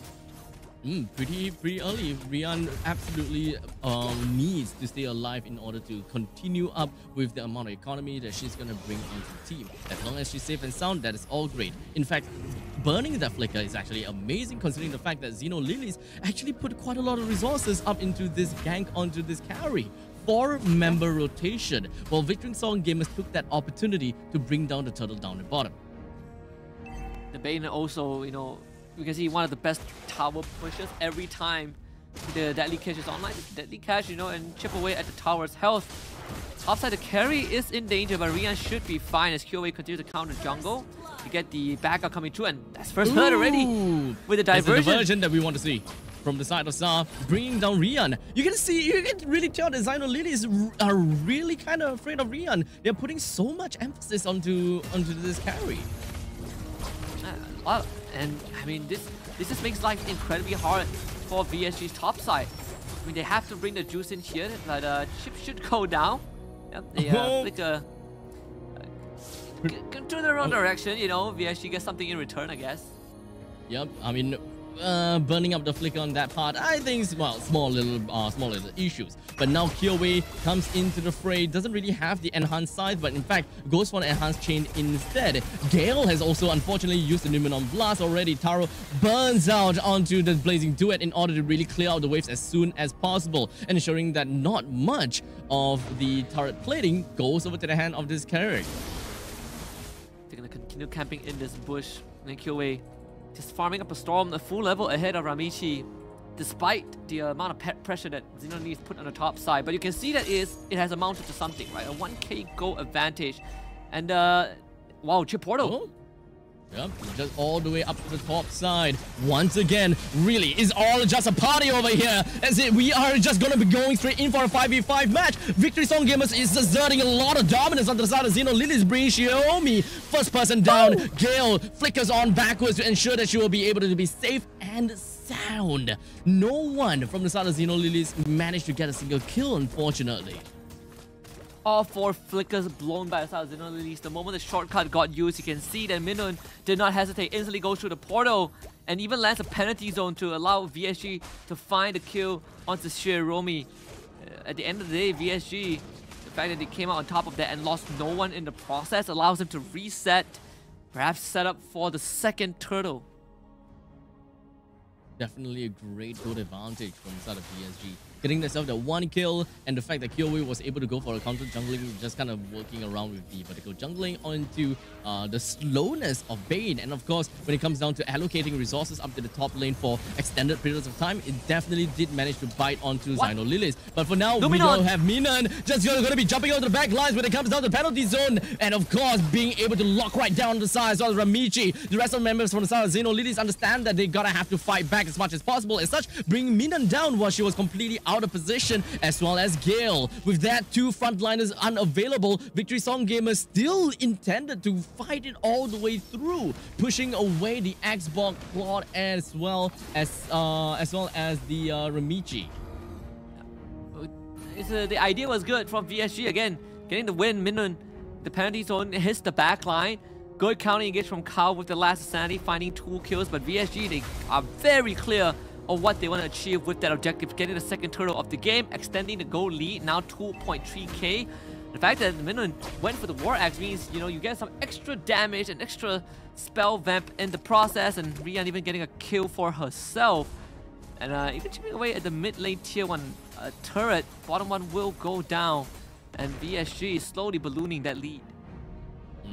And even getting themselves, helping the carry to finally take down a turret after a lane swap. So Victory Song Gamers, they do have a very strong sense of macro. They understand how they want to funnel their gold over to carry, understanding that carry would be one of the main damage dealers coming into the mid stages of the game once Kyoei loses that power spike. But the diversion coming in, just going to be porting themselves all the way down to the bottom, but I'm not too sure whether Victory Song Gamers even understand what has just happened as such. Gale is just going to be opening up the map, but good read from Gale. It does seem like the Victory Song Gamers, they actually know what was going on. Unfortunately, when it comes down to Numenon Blast, it was not going to be able to touch on anyone at all. Xeno Lilies goes all the way through. When it comes down to Last Insanity, just bursting down on the members of Victory Song Gamers. But for now, Synchro's not stopping just yet, as Kyoei finds a double kill right on top of Xeno Lilies, while Rian took that opportunity all the way to the top lane to bring down the turret. Kyoei took that, not the kill, down to her name.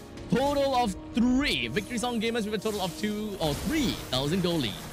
What a triple kill from Kyoei. The coordination between Synchro and Kyoei really saved that fight. Gaily had a good angle for the Numenon Blast, decides to flicker forward, missing completely and allowing Xeno Lilies to go for the counter engage with the last sanity and deadliest catch. But again, this Julian, even with the war cry as the talent of choice, and of course the lantern flare from this Jushin, just so annoying to work with. Xeno Lilies could not fight comfortably. The turtle could be a choice. Kyoei. Oh, Nope, just gonna be going all the way straight through. We do have most of the members from the side of Xino Lilies. Doesn't seem like they are able to really take control of this fight at all. Victory Song Gamers, with their power of just locking one person down and just bursting them down, this is the pickoff that we want to see from Victory Song Gamers, and that amount of damage is not gonna go down any further. This is just going to further accentuate them. To be starting to become a problem for Xino Lilies. They are 6,000 gold behind, but also they're running a draft with Luo Yi and Chip. Oh, they found Minun. Doesn't seem like Minun will be able to get herself away from all of that, but with that Bloodlust axe, or rather War Axe, did manage to help her stay alive for a good amount of time. But once again, Xino Lilies has been overcompensating their resources, putting 4% onto Minun. I'll say that that is your trade from Victory Song Gamers. They absolutely love all of these standing objective trades. Absolutely. I mean, Lord is going to be up in just around a minute, right? VSG, they have full control of the map as well. But like I was saying, right? If you're playing Chip, you're playing Loyi, the best thing you could have for yourself is actually map control. But you lose tier 2 mid and bot, it means that you're conceding so much map control, and it makes the job of the Chip and Loyi hard. We haven't seen them reutilize their ultimates in a big fashion. I mean, they've gotten some pickoffs, like just now into Minun, but overall, VSG still are in the driver's seat.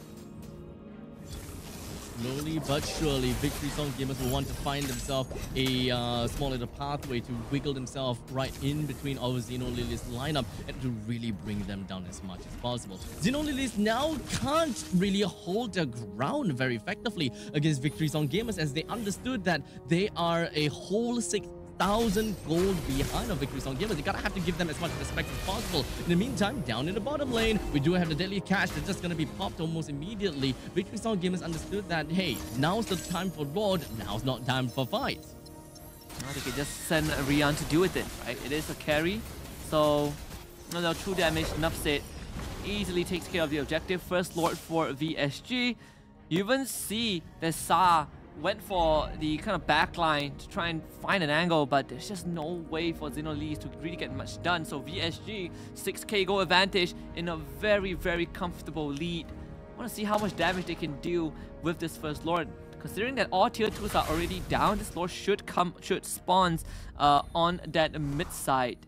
And that's going to allow VSG to really set up the side waves. You can see they're already doing just that. Just really choking out Xino Lilies to ensure that they don't really have a lot of gold to work around with. The longer that they kind of hold down all of these waves, the more that Xino Lilies loses when it comes down to their economy. But Gale opening up the map as much as he could, just ensuring that no one is going to be right around the jungle and no sneaky diversion plays from the side of Xino Lilies. Not like, you know, diversion play is going to be the right answer here, since the Lord is going to be marching down in the bottom lane and just landing the hits onto the Trident hits time and time again. But Minun did manage to land a 3-man penalty zone onto 3, while Xbox goes in for the last insanity. It doesn't seem like they will be able to pick a lot of HP off of Victory Song Gamers, but at least when it comes down to target prioritization, they did bring Minun down. That's a roamer for an EXP lane, but unfortunately, they lost a total of 2 inhibs. See a diversion attempt, but unfortunately the read was wrong. VSG, they want this top inhibitor. I don't think they will get it, thanks to the deadly cash. So VSG will go for the retreat. Still getting 2 inhibitors off of that. The penalty zone hitting on the 3 people in that back line, but Xino Lilies, they have some decent counter engage, right? Deadliest cash, last insanity. You want to run in my face, you have to eat up the damage. The only saving grace for VSG was the fact that they just focus fire down the Thraga armor and not let Kao stack up her heat level, because that would just been destruction if that last insanity went off with max heat on multiple VSG members. Either way, they are at an 8k gold advantage. 2,000 from the extra from the last we checked in on them. Then with the next Lord up in just 45 seconds, as Xino Lilies, they gotta find a way. They gotta somehow use that diversion or the chip portal to find a pickup. It's all about the unique playstyle of what heroes that Xino Lilies has picked out, right? The diversion as well as the shortcut. They really gotta have to find ways to really make full use of it. But unfortunately, when you do have your back against the wall, you don't really have the opportunity to have that global presence that you so desperately want when it comes down to picking a composition like this, right? So Xino Lilies, even if they were to jump over to the back, jump over to the back and just be surprised, they don't have this one most important thing in their lineup for this kind of catch play or surprise plays, and that is a solid crowd control. They don't have anyone that can really root someone onto the ground or to really hold anyone down. It really just boils down to just Hiromi just going in. And speaking of her, just going to be jumping right into a man of 5. And even when it comes down to Claude, just working with the Blazing Duet. Oh my god, the Loyi! But Sa, that is what we want to see from a Loyi. Just popping up the immortality on the minion, and she's still holding herself back. Everyone else for Victory Song Gamer, why are you holding it together? As such, this has absolutely enabled Sa just playing around with all of this yin and yang, getting themselves a massive 4-man kill on top of Victory Song Gamers. Yeah, VSG, they know they messed up right there. That was not supposed to be how it goes. The idea was good, right? They were eating a full Blazing Duet from Taro, who joined the fight after taking bot tier 2. Gaily pulls up the Numenon Blast, forces the Claude to get away, but we talked about the amount of counter engage in this STC replay. Look at that, Blazing Duet expires. VSG decides to go for a chase, completely forgets that there is an Xbox still there. The Loyi just throwing out balls of light and darkness. And this one, I believe the Fire Stakes pulled the members of VSG back into the fray, allowing Xino Lilies to not only clean up shop, but also secure the second Lord of that. Ooh, the immortality on her, so he should be fine. Well, Kao should be fine, yeah. Yeah, she's out. Yeah, very durable, I gotta have to say, when it comes down to that Firaga armor. You can pretty much just take up quite a bit of all these damage as she peels for her team. With the Lord that's gonna be marching down in the bottom lane, middle lane that is still a tier 2 that's standing up tall. Xino Lilies still have got something that they can play around with. Remember how we talked about the unique gameplay, or rather the unique interaction that Xino Lilies have got for themselves, picking up the chip as well as the Loyi. This is where they will be able to put that all on display. With Victory Song Gamers currently now to get back against the wall and having to deal with a charging Lord. That Trident is going to take up that half HP off the turret, and I wouldn't be surprised if Xino Lilies will be able to take this turret down and focus onto the middle lane wave almost immediately. Victory Song Gamers now, oh, look at the damage over to the back lines. Rian just went all the way back into the diversion, or rather the zone. It doesn't seem like she will be able to deal a lot of damage during all of that area denial. Yeah, it's pretty tough. I mean, this Loyi, we said that for Xino Lilies running this trap, you want to have as much map control as possible. They've been able to pull it back. Even state, essentially both teams losing that bot and mid inhibitor. They'll find the export again, but once more, Firaga armor broken, still keeps the immortality. VSG might only have one more fight left in them. We see the Bane damage really starting to show up. Here goes.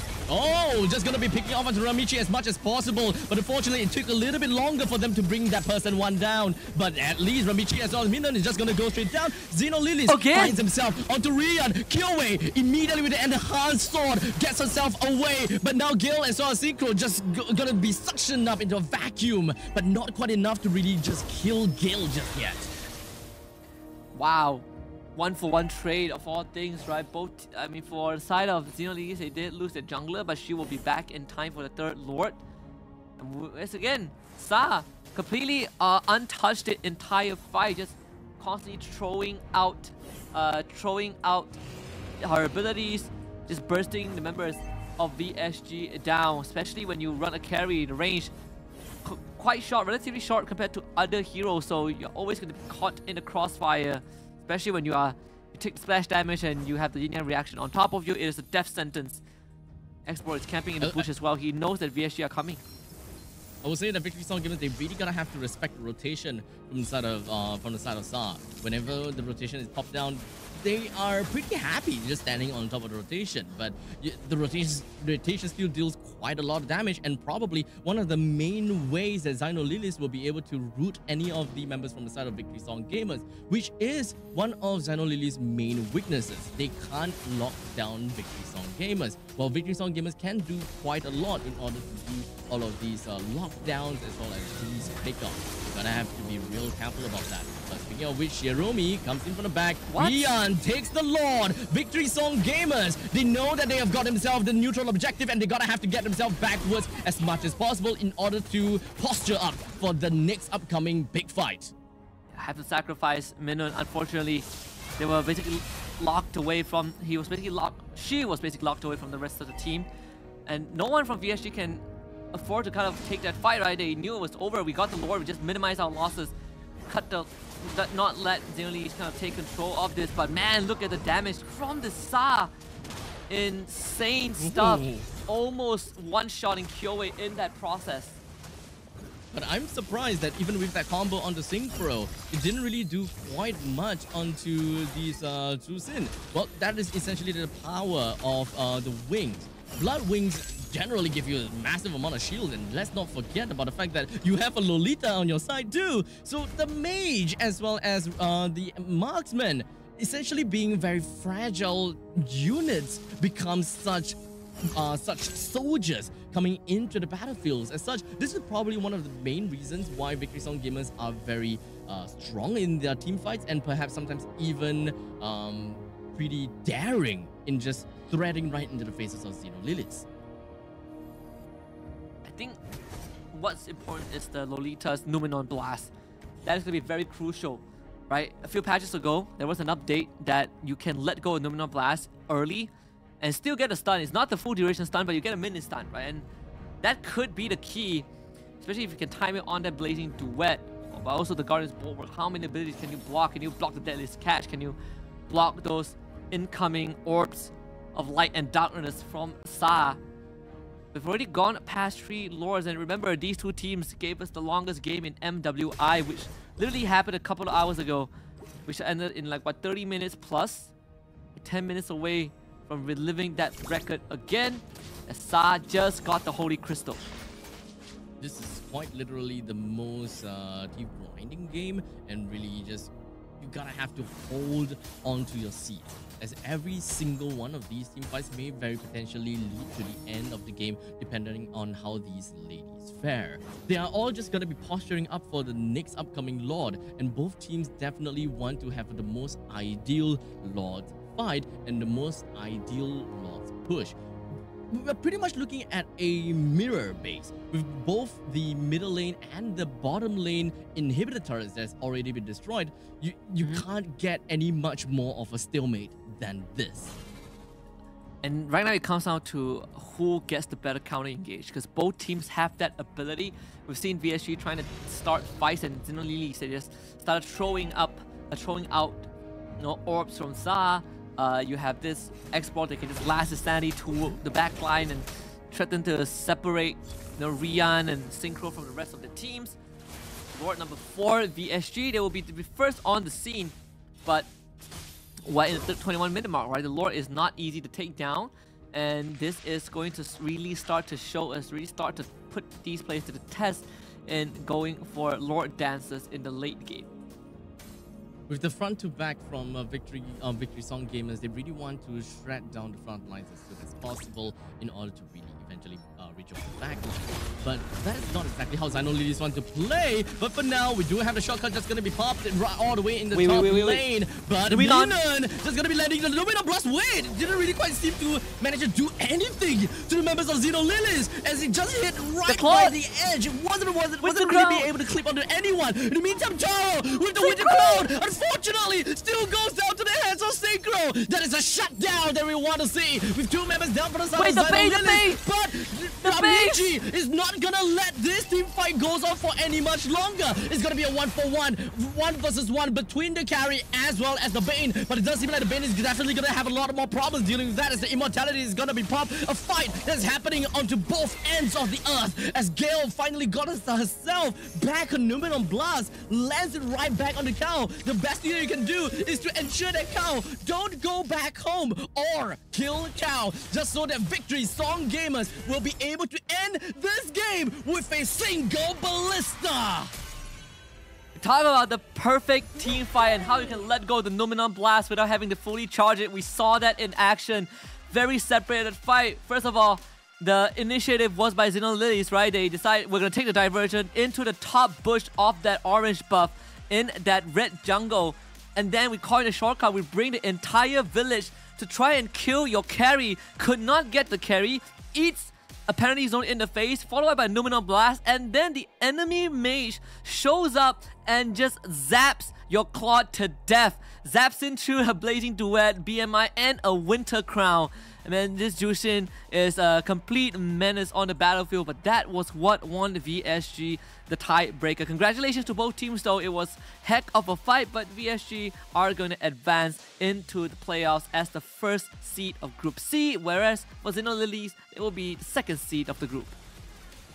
So it's not that too big of a deal when it comes down to losing the game, because we are all talking about seeding. But I gotta say, VSG as well as Xenolilies, they have gave us one heck of a game when it comes down to the chip as well as the diversion plays coming in from Sa. And let's not forget about the massive amount of damage that the Loi is just capable of bringing out into team fights time and time again. But this is definitely one of the team fights that I gotta have to mention within the highlights, right? Everyone just kind of completely forgotten that, oh crap, the opponent has got a Loi. We can't exactly run by the same escape route. And that eventually gave quite a lot of edge over to the members of Xenolilies. You know, they definitely didn't want and didn't expect the kind of outcome to happen. But regardless, it was still a great fight, and they managed to end the fight with massive, massive style. I gotta have to give a heads up and as well as a shout out over to Riando. Quick thinking, immediately just knowing and expecting that, okay, the Bane might actually go for the back door, or I gotta have to clear the back door. Because if it was anyone at all going back home to deal with that wave, I don't think that Victory Song Gamers would have won. Yeah, and I mean the wave spawned just in time, right? It spawned right as the blue side wave crashed on the crystal, the red wave spawned, so it held the mini wave in front of the crystal. Crystal did help out in the end. Regardless, I think, you know, VSG, they were able to really figure things out. That last team fight was just quite tough for Xenolilies if you think about it, right? The Claude wasn't really in the fight. I feel like if Claude was there from the start, it probably would have cleaned up shop before backup arrived. But still, they are going to be in that playoff, so maybe, you know, if circumstances align, they might meet again in the semis or even the finals. But this definitely, both teams definitely show a lot of potential, but VSG, they just figured it out at the very end. Played all the way to, what, 20 plus minutes? These two teams definitely do not disappoint us when we are asking for a long drawn out match. And it pretty much shows us that VSG as well as Xenolilies is very much of the same caliber. It could quite literally go to anyone at that during that point in time of the game. Middle lane, bottom lane, completely mirrored. As much as I really want to see the Bane cheese and just going on to the back door, would it be funny to end the game like that? But unfortunately, wasn't able to do so, while Xbox wasn't able to go home to really defend as well. They still did an excellent job when it comes down to the Firaga armor as well as all of the when it comes down to coming together as a village, as a unit. What is missing definitely have got to do with lockdowns, unfortunately. So, will we be able to see more lockdowns in the next game? Well, the question is if whether we are going to have the next game, because we are going to be waiting for the next tiebreaker match to eventually happen when it comes down to looking at the final results of Group C. So we'll see you in after a pretty long break. So we'll let you guys know again if you will see us or not. We'll see you guys then.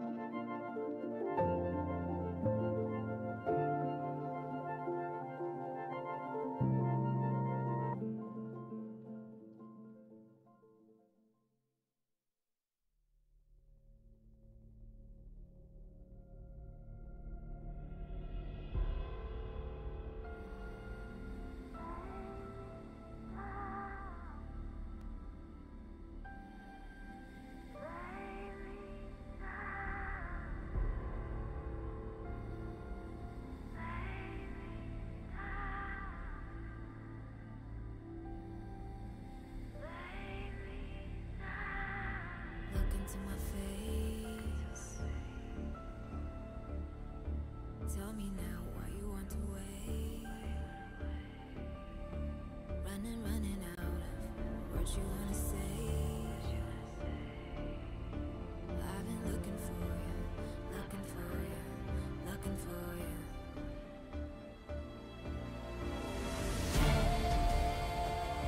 Take me down,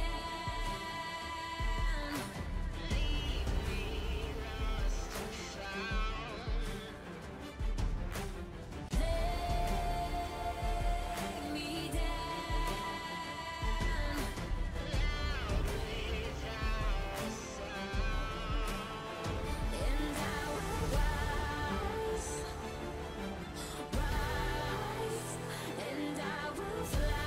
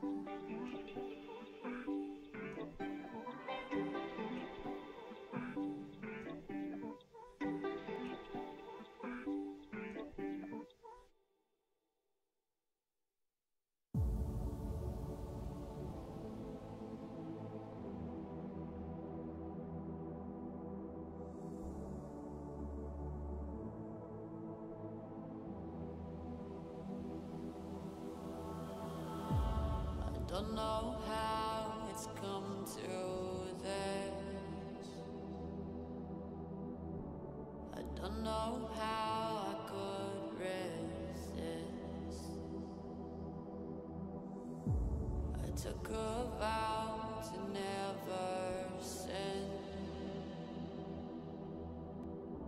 but I saw the darkness from within. And if the sun can't break through, just let the thunder shake you. I know there's a hunger for the truth. Another moment of clarity. I see the one who breaks me. I never thought it could be you.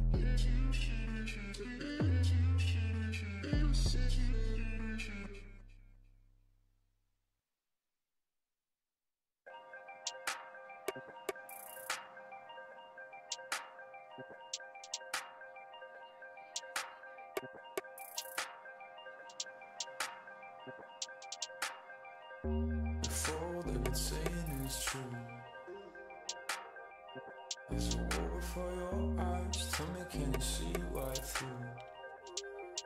Right through, right through. Down through the wires and the pipeline.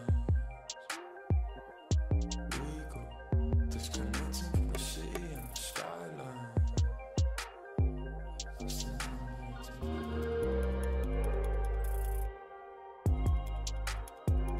is the numbers again. The fights, the fear, the fear. This is the numbers again.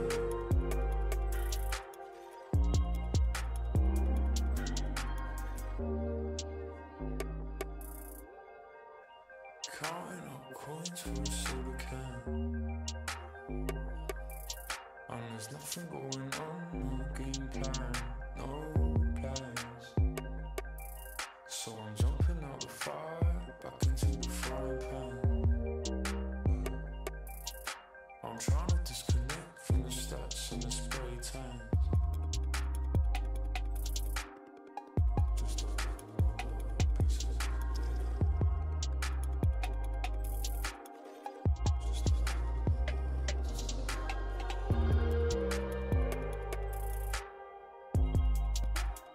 This is the numbers again. The fights, the fear, the fear. This is the numbers again.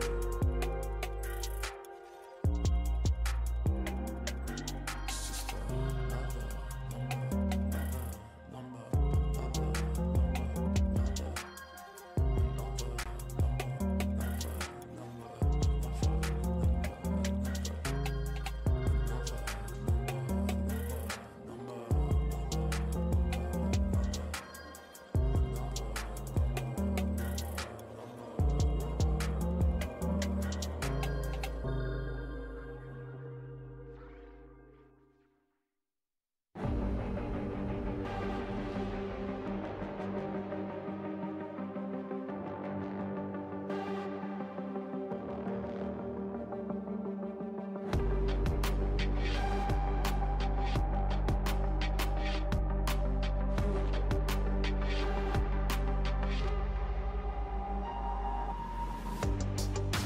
Life without reason is no life at all. We are taking over. We can change it all. We can change it all. We can change it all. We can change it all. We can change it all. We can change it all.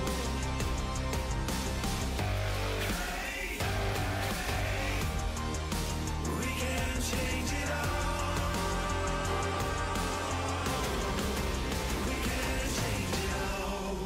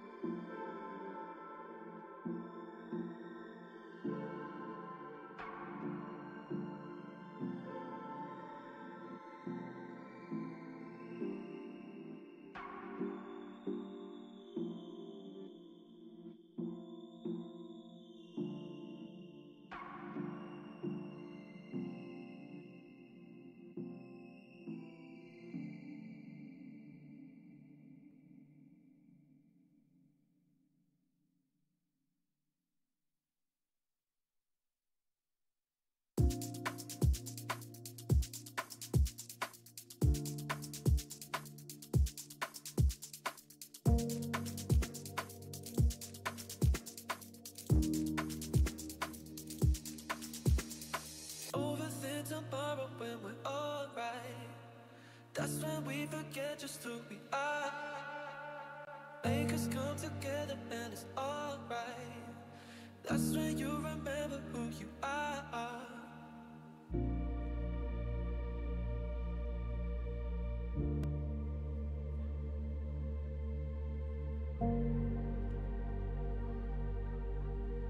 That's when you remember who you are. Who you are. Who you are.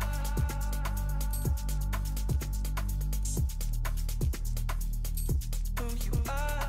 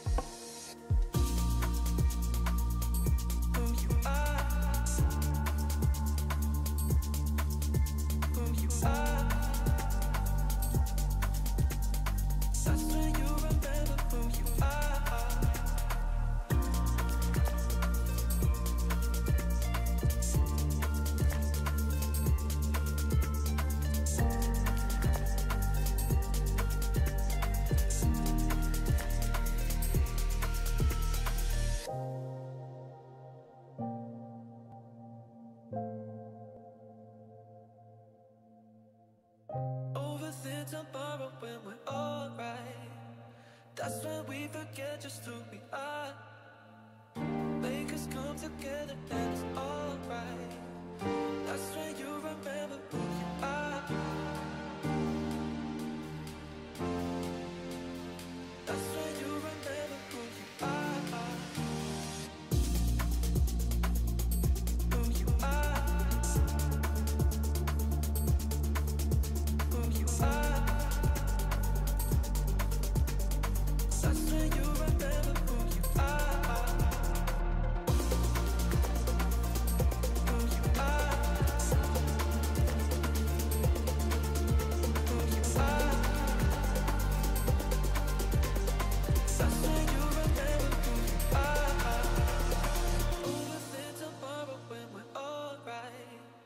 That's when we forget just who we are. Make us come together and it's alright. That's when you remember who you are.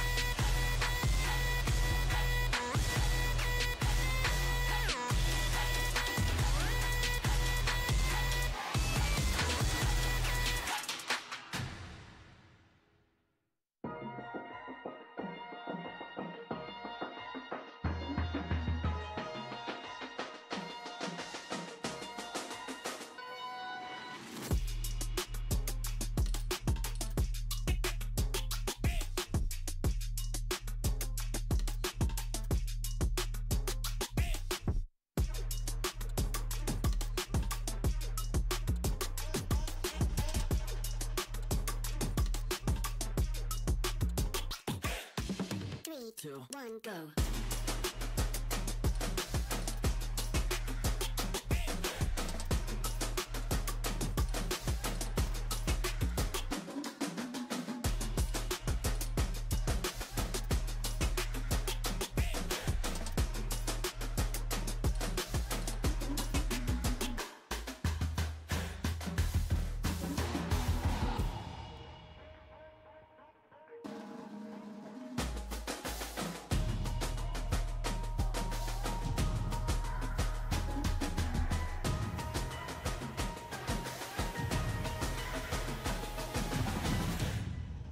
Three, two, one, go.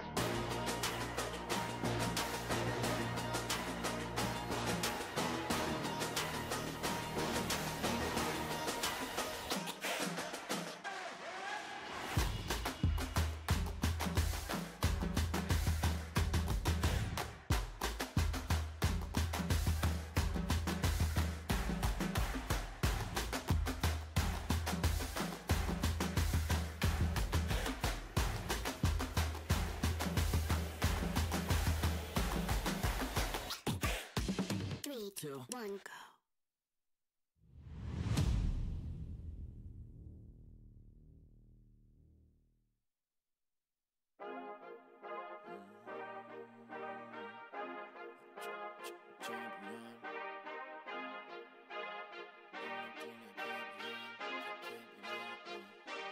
I feel like a champion.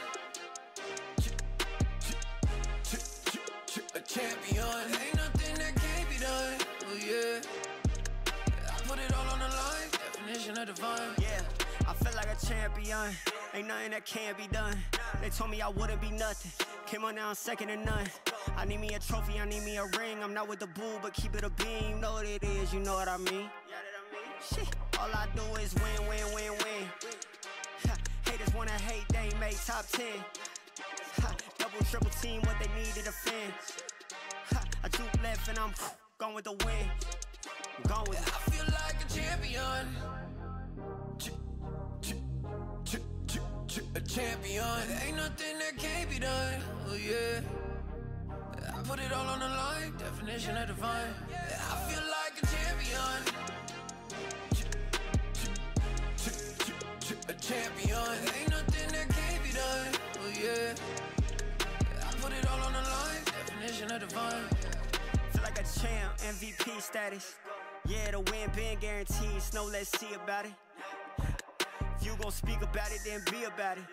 If you don't bring that energy, no, I can't be around it. Nah, I'ma shoot my shot. I'ma stick it, watch.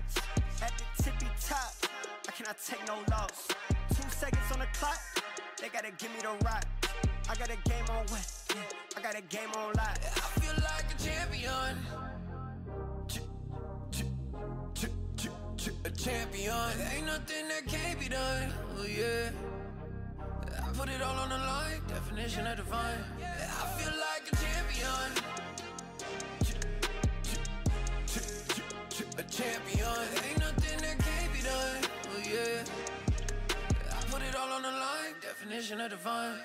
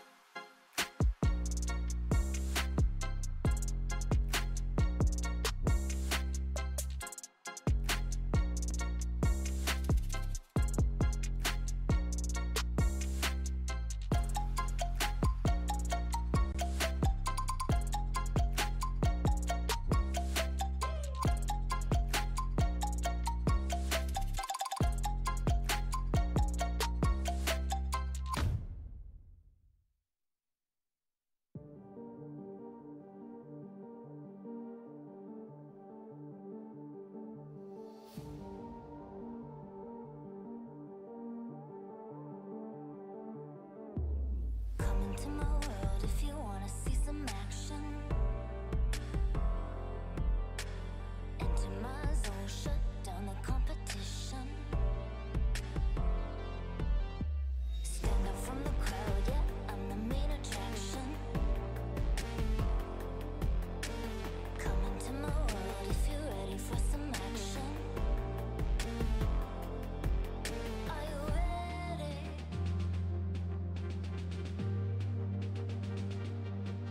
Are you ready?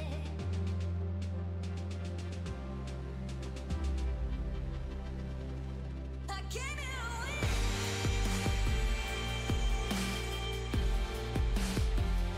I'll never give in.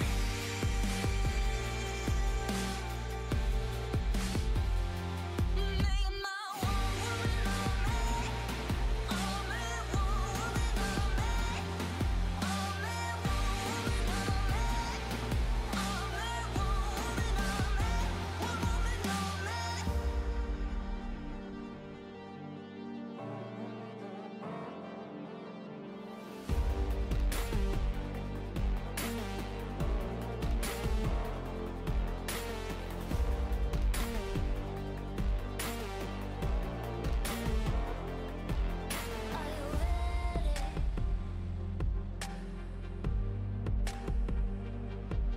Are you ready?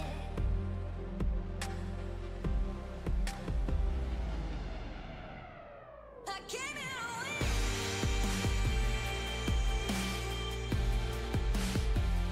I'll never give in.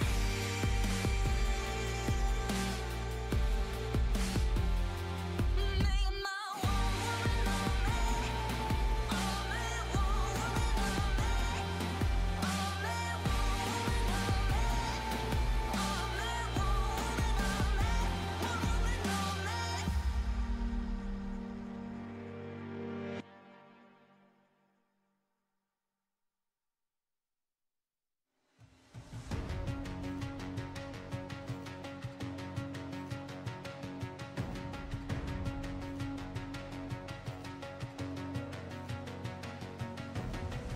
There's something in his eyes.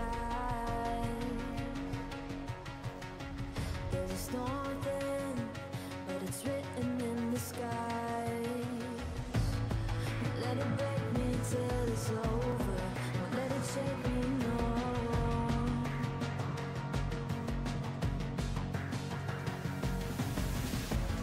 Won't let it make me go under. Won't let it make me go under. So now it's time to fly. Nothing's gonna stop me now. Nothing's gonna stop me now. Nothing's gonna stop me now.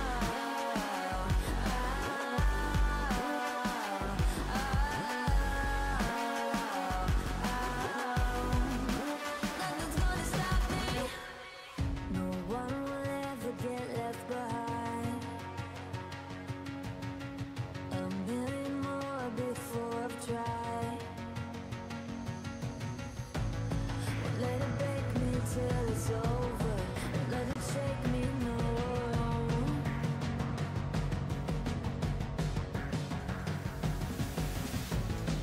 Let it make me go under.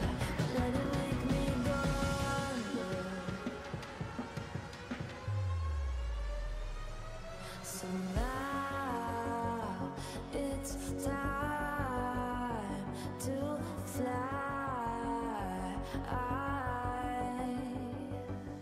So now it's time to fly. Nothing's gonna stop me now.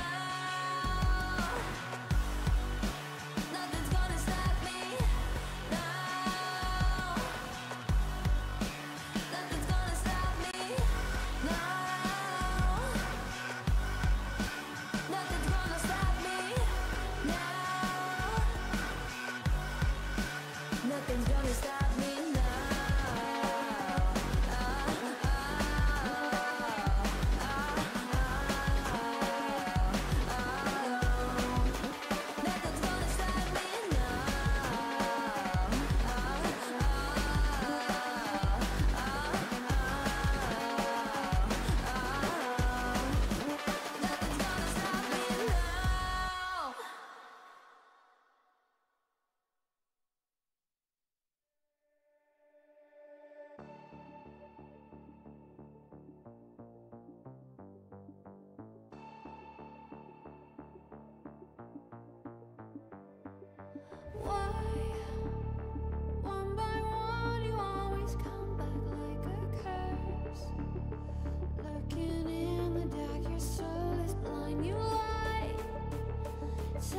time again, and I am not your fool.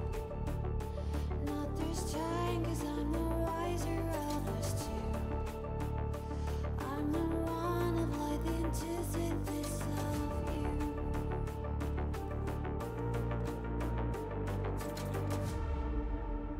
If you shoot, I'll take you.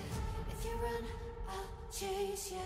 If you scream, I'll whisper la-di-da-di-da-da-da. This is all you ever wanted.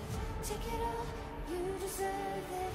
This is how we're gonna end it. La-di-da-di-da-da-da. Take it all, you deserve it. Take it all, you deserve it. Giving back the freedom you want to destroy.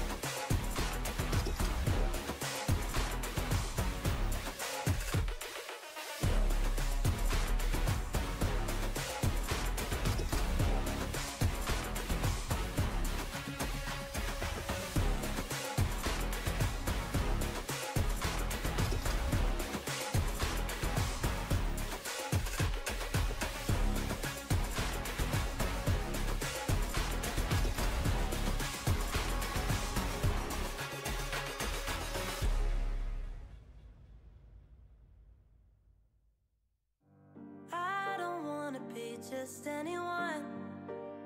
I'm not just anyone. I'd rather keep my hood up, walk the world alone, and make it on my own. Then you claim that you're the reason that I got where I'm going. And I'm not interested in settling for the hell of it. All these people want convenience, I want more. The wolf is howling at the door. And now it's up to the clock before the last lock hits the floor. Wait, you got in my way. Think I finally got it figured out. You can take a seat, oh please, I'm busy. I don't wanna let you let me down. I don't wanna let you let me down. Take a seat, oh, oh please, I'm busy now.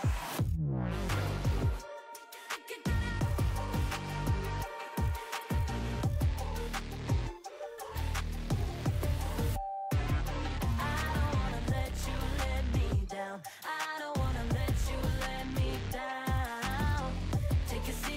Take a seat, oh, oh please, I'm busy now. From the time I wake up till I go to sleep, I can follow me, yeah. All fight, never flee, no flights ever free, yeah. I'm in my corner and I'm ringside, handing me a water.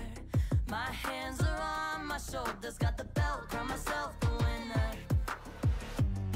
It's just the way you keep on talking about yours while I'ma make mine. And I'm the first one in the morning and stay late night. And you can get your tickets, watch me from the sidelines. Cause you're not even in the competition. Why should I listen to someone without a vision who has no backbone and isn't here for me at all? Yeah, they just praying and waiting on the downfall. You can get comfortable where you are. Wait, you got in my way. Think I finally got it figured out. You can take a seat, oh please, I'm busy. I don't wanna let you let me down. I don't wanna let you let me down. Take a seat, oh, oh please, I'm busy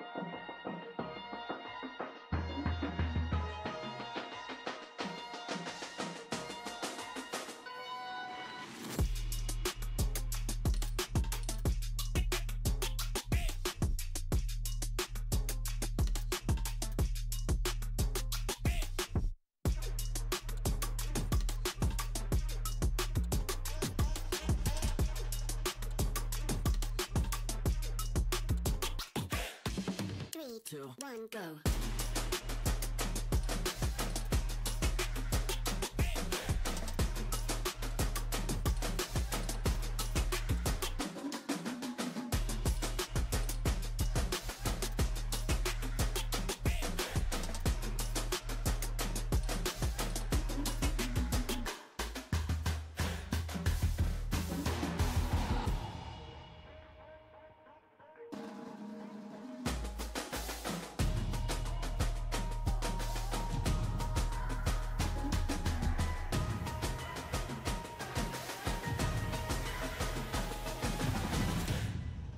Three, two, one, go.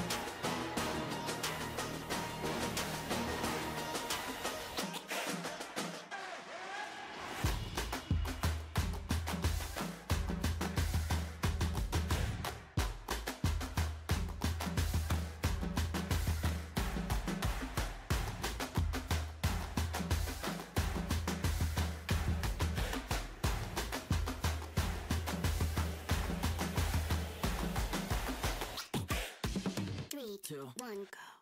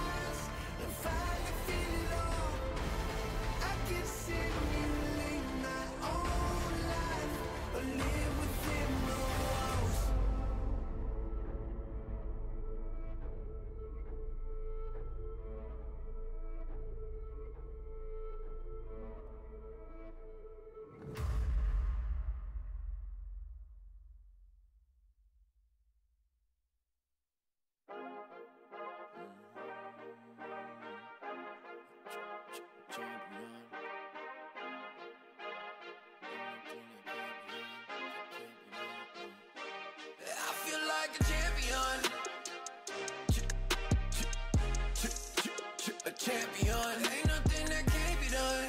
Oh yeah. I put it all on the line. Definition of divine. Yeah, I feel like a champion. Ain't nothing that can't be done. They told me I wouldn't be nothing. Came on now, second to none. I need me a trophy, I need me a ring. I'm not with the bull, but keep it a beam. You know what it is, you know what I mean. Shit, all I do is win, win, win, win. wanna hate, they ain't made top 10. Ha, double, triple team, what they need to defend. Ha, I juke left and I'm gone with the wind. Gone with it. I feel like a champion.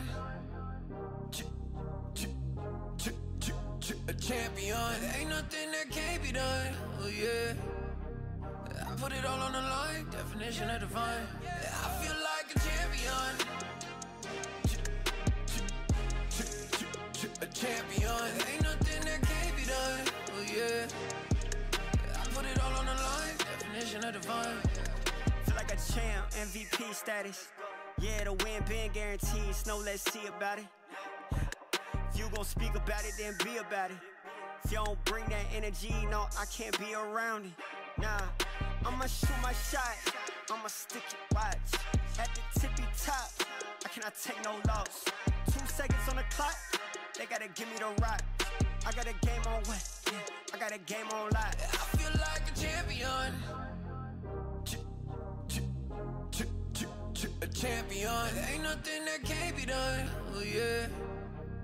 I put it all on the line. Definition of divine. I feel like a champion. A champion. Ain't nothing that can't be done. Oh yeah. I put it all on the line. Definition of divine.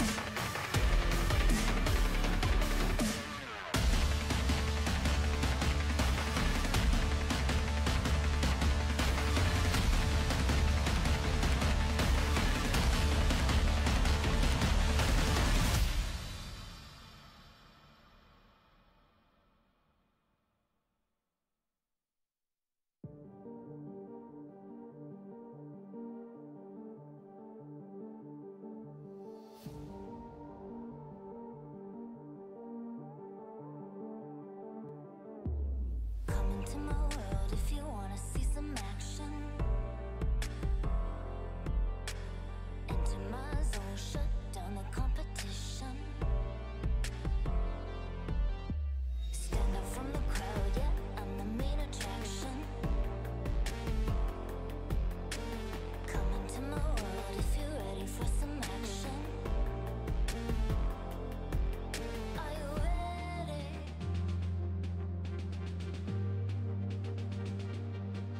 Are you ready?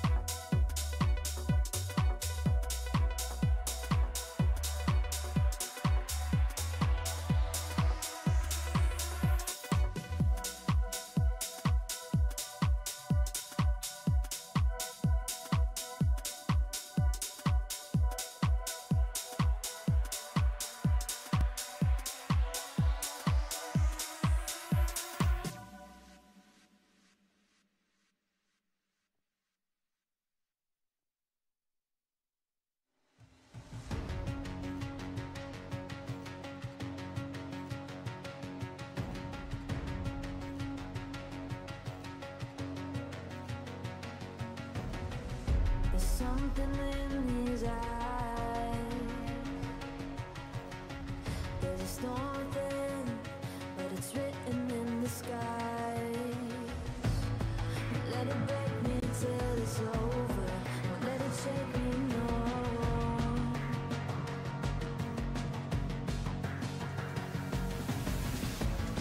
Won't let it make me go under.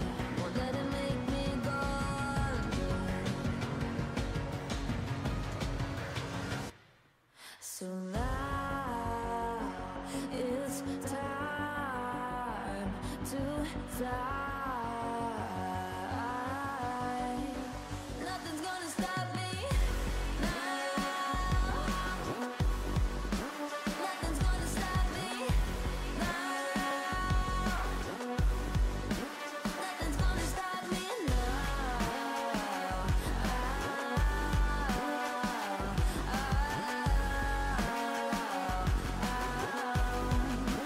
Nothing's gonna stop me. No one will ever get left behind. A million more before I've tried. Won't let it break me till it's over. Won't let it shake me, no.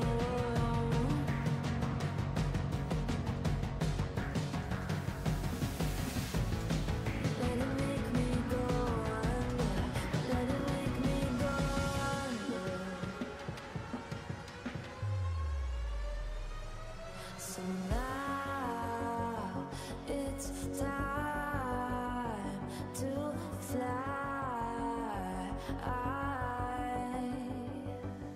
So now it's time to fly. Nothing's gonna stop me now. Nothing's gonna stop me now. Nothing's gonna stop me now. Nothing's gonna stop me now. Nothing's gonna stop me now.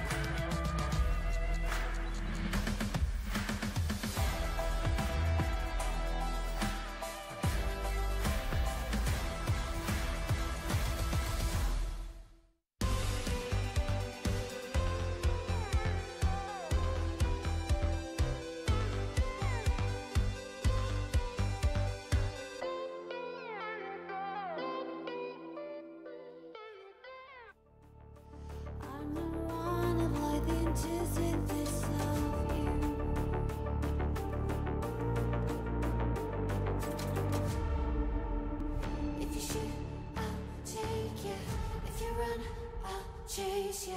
If you scream, I'll whisper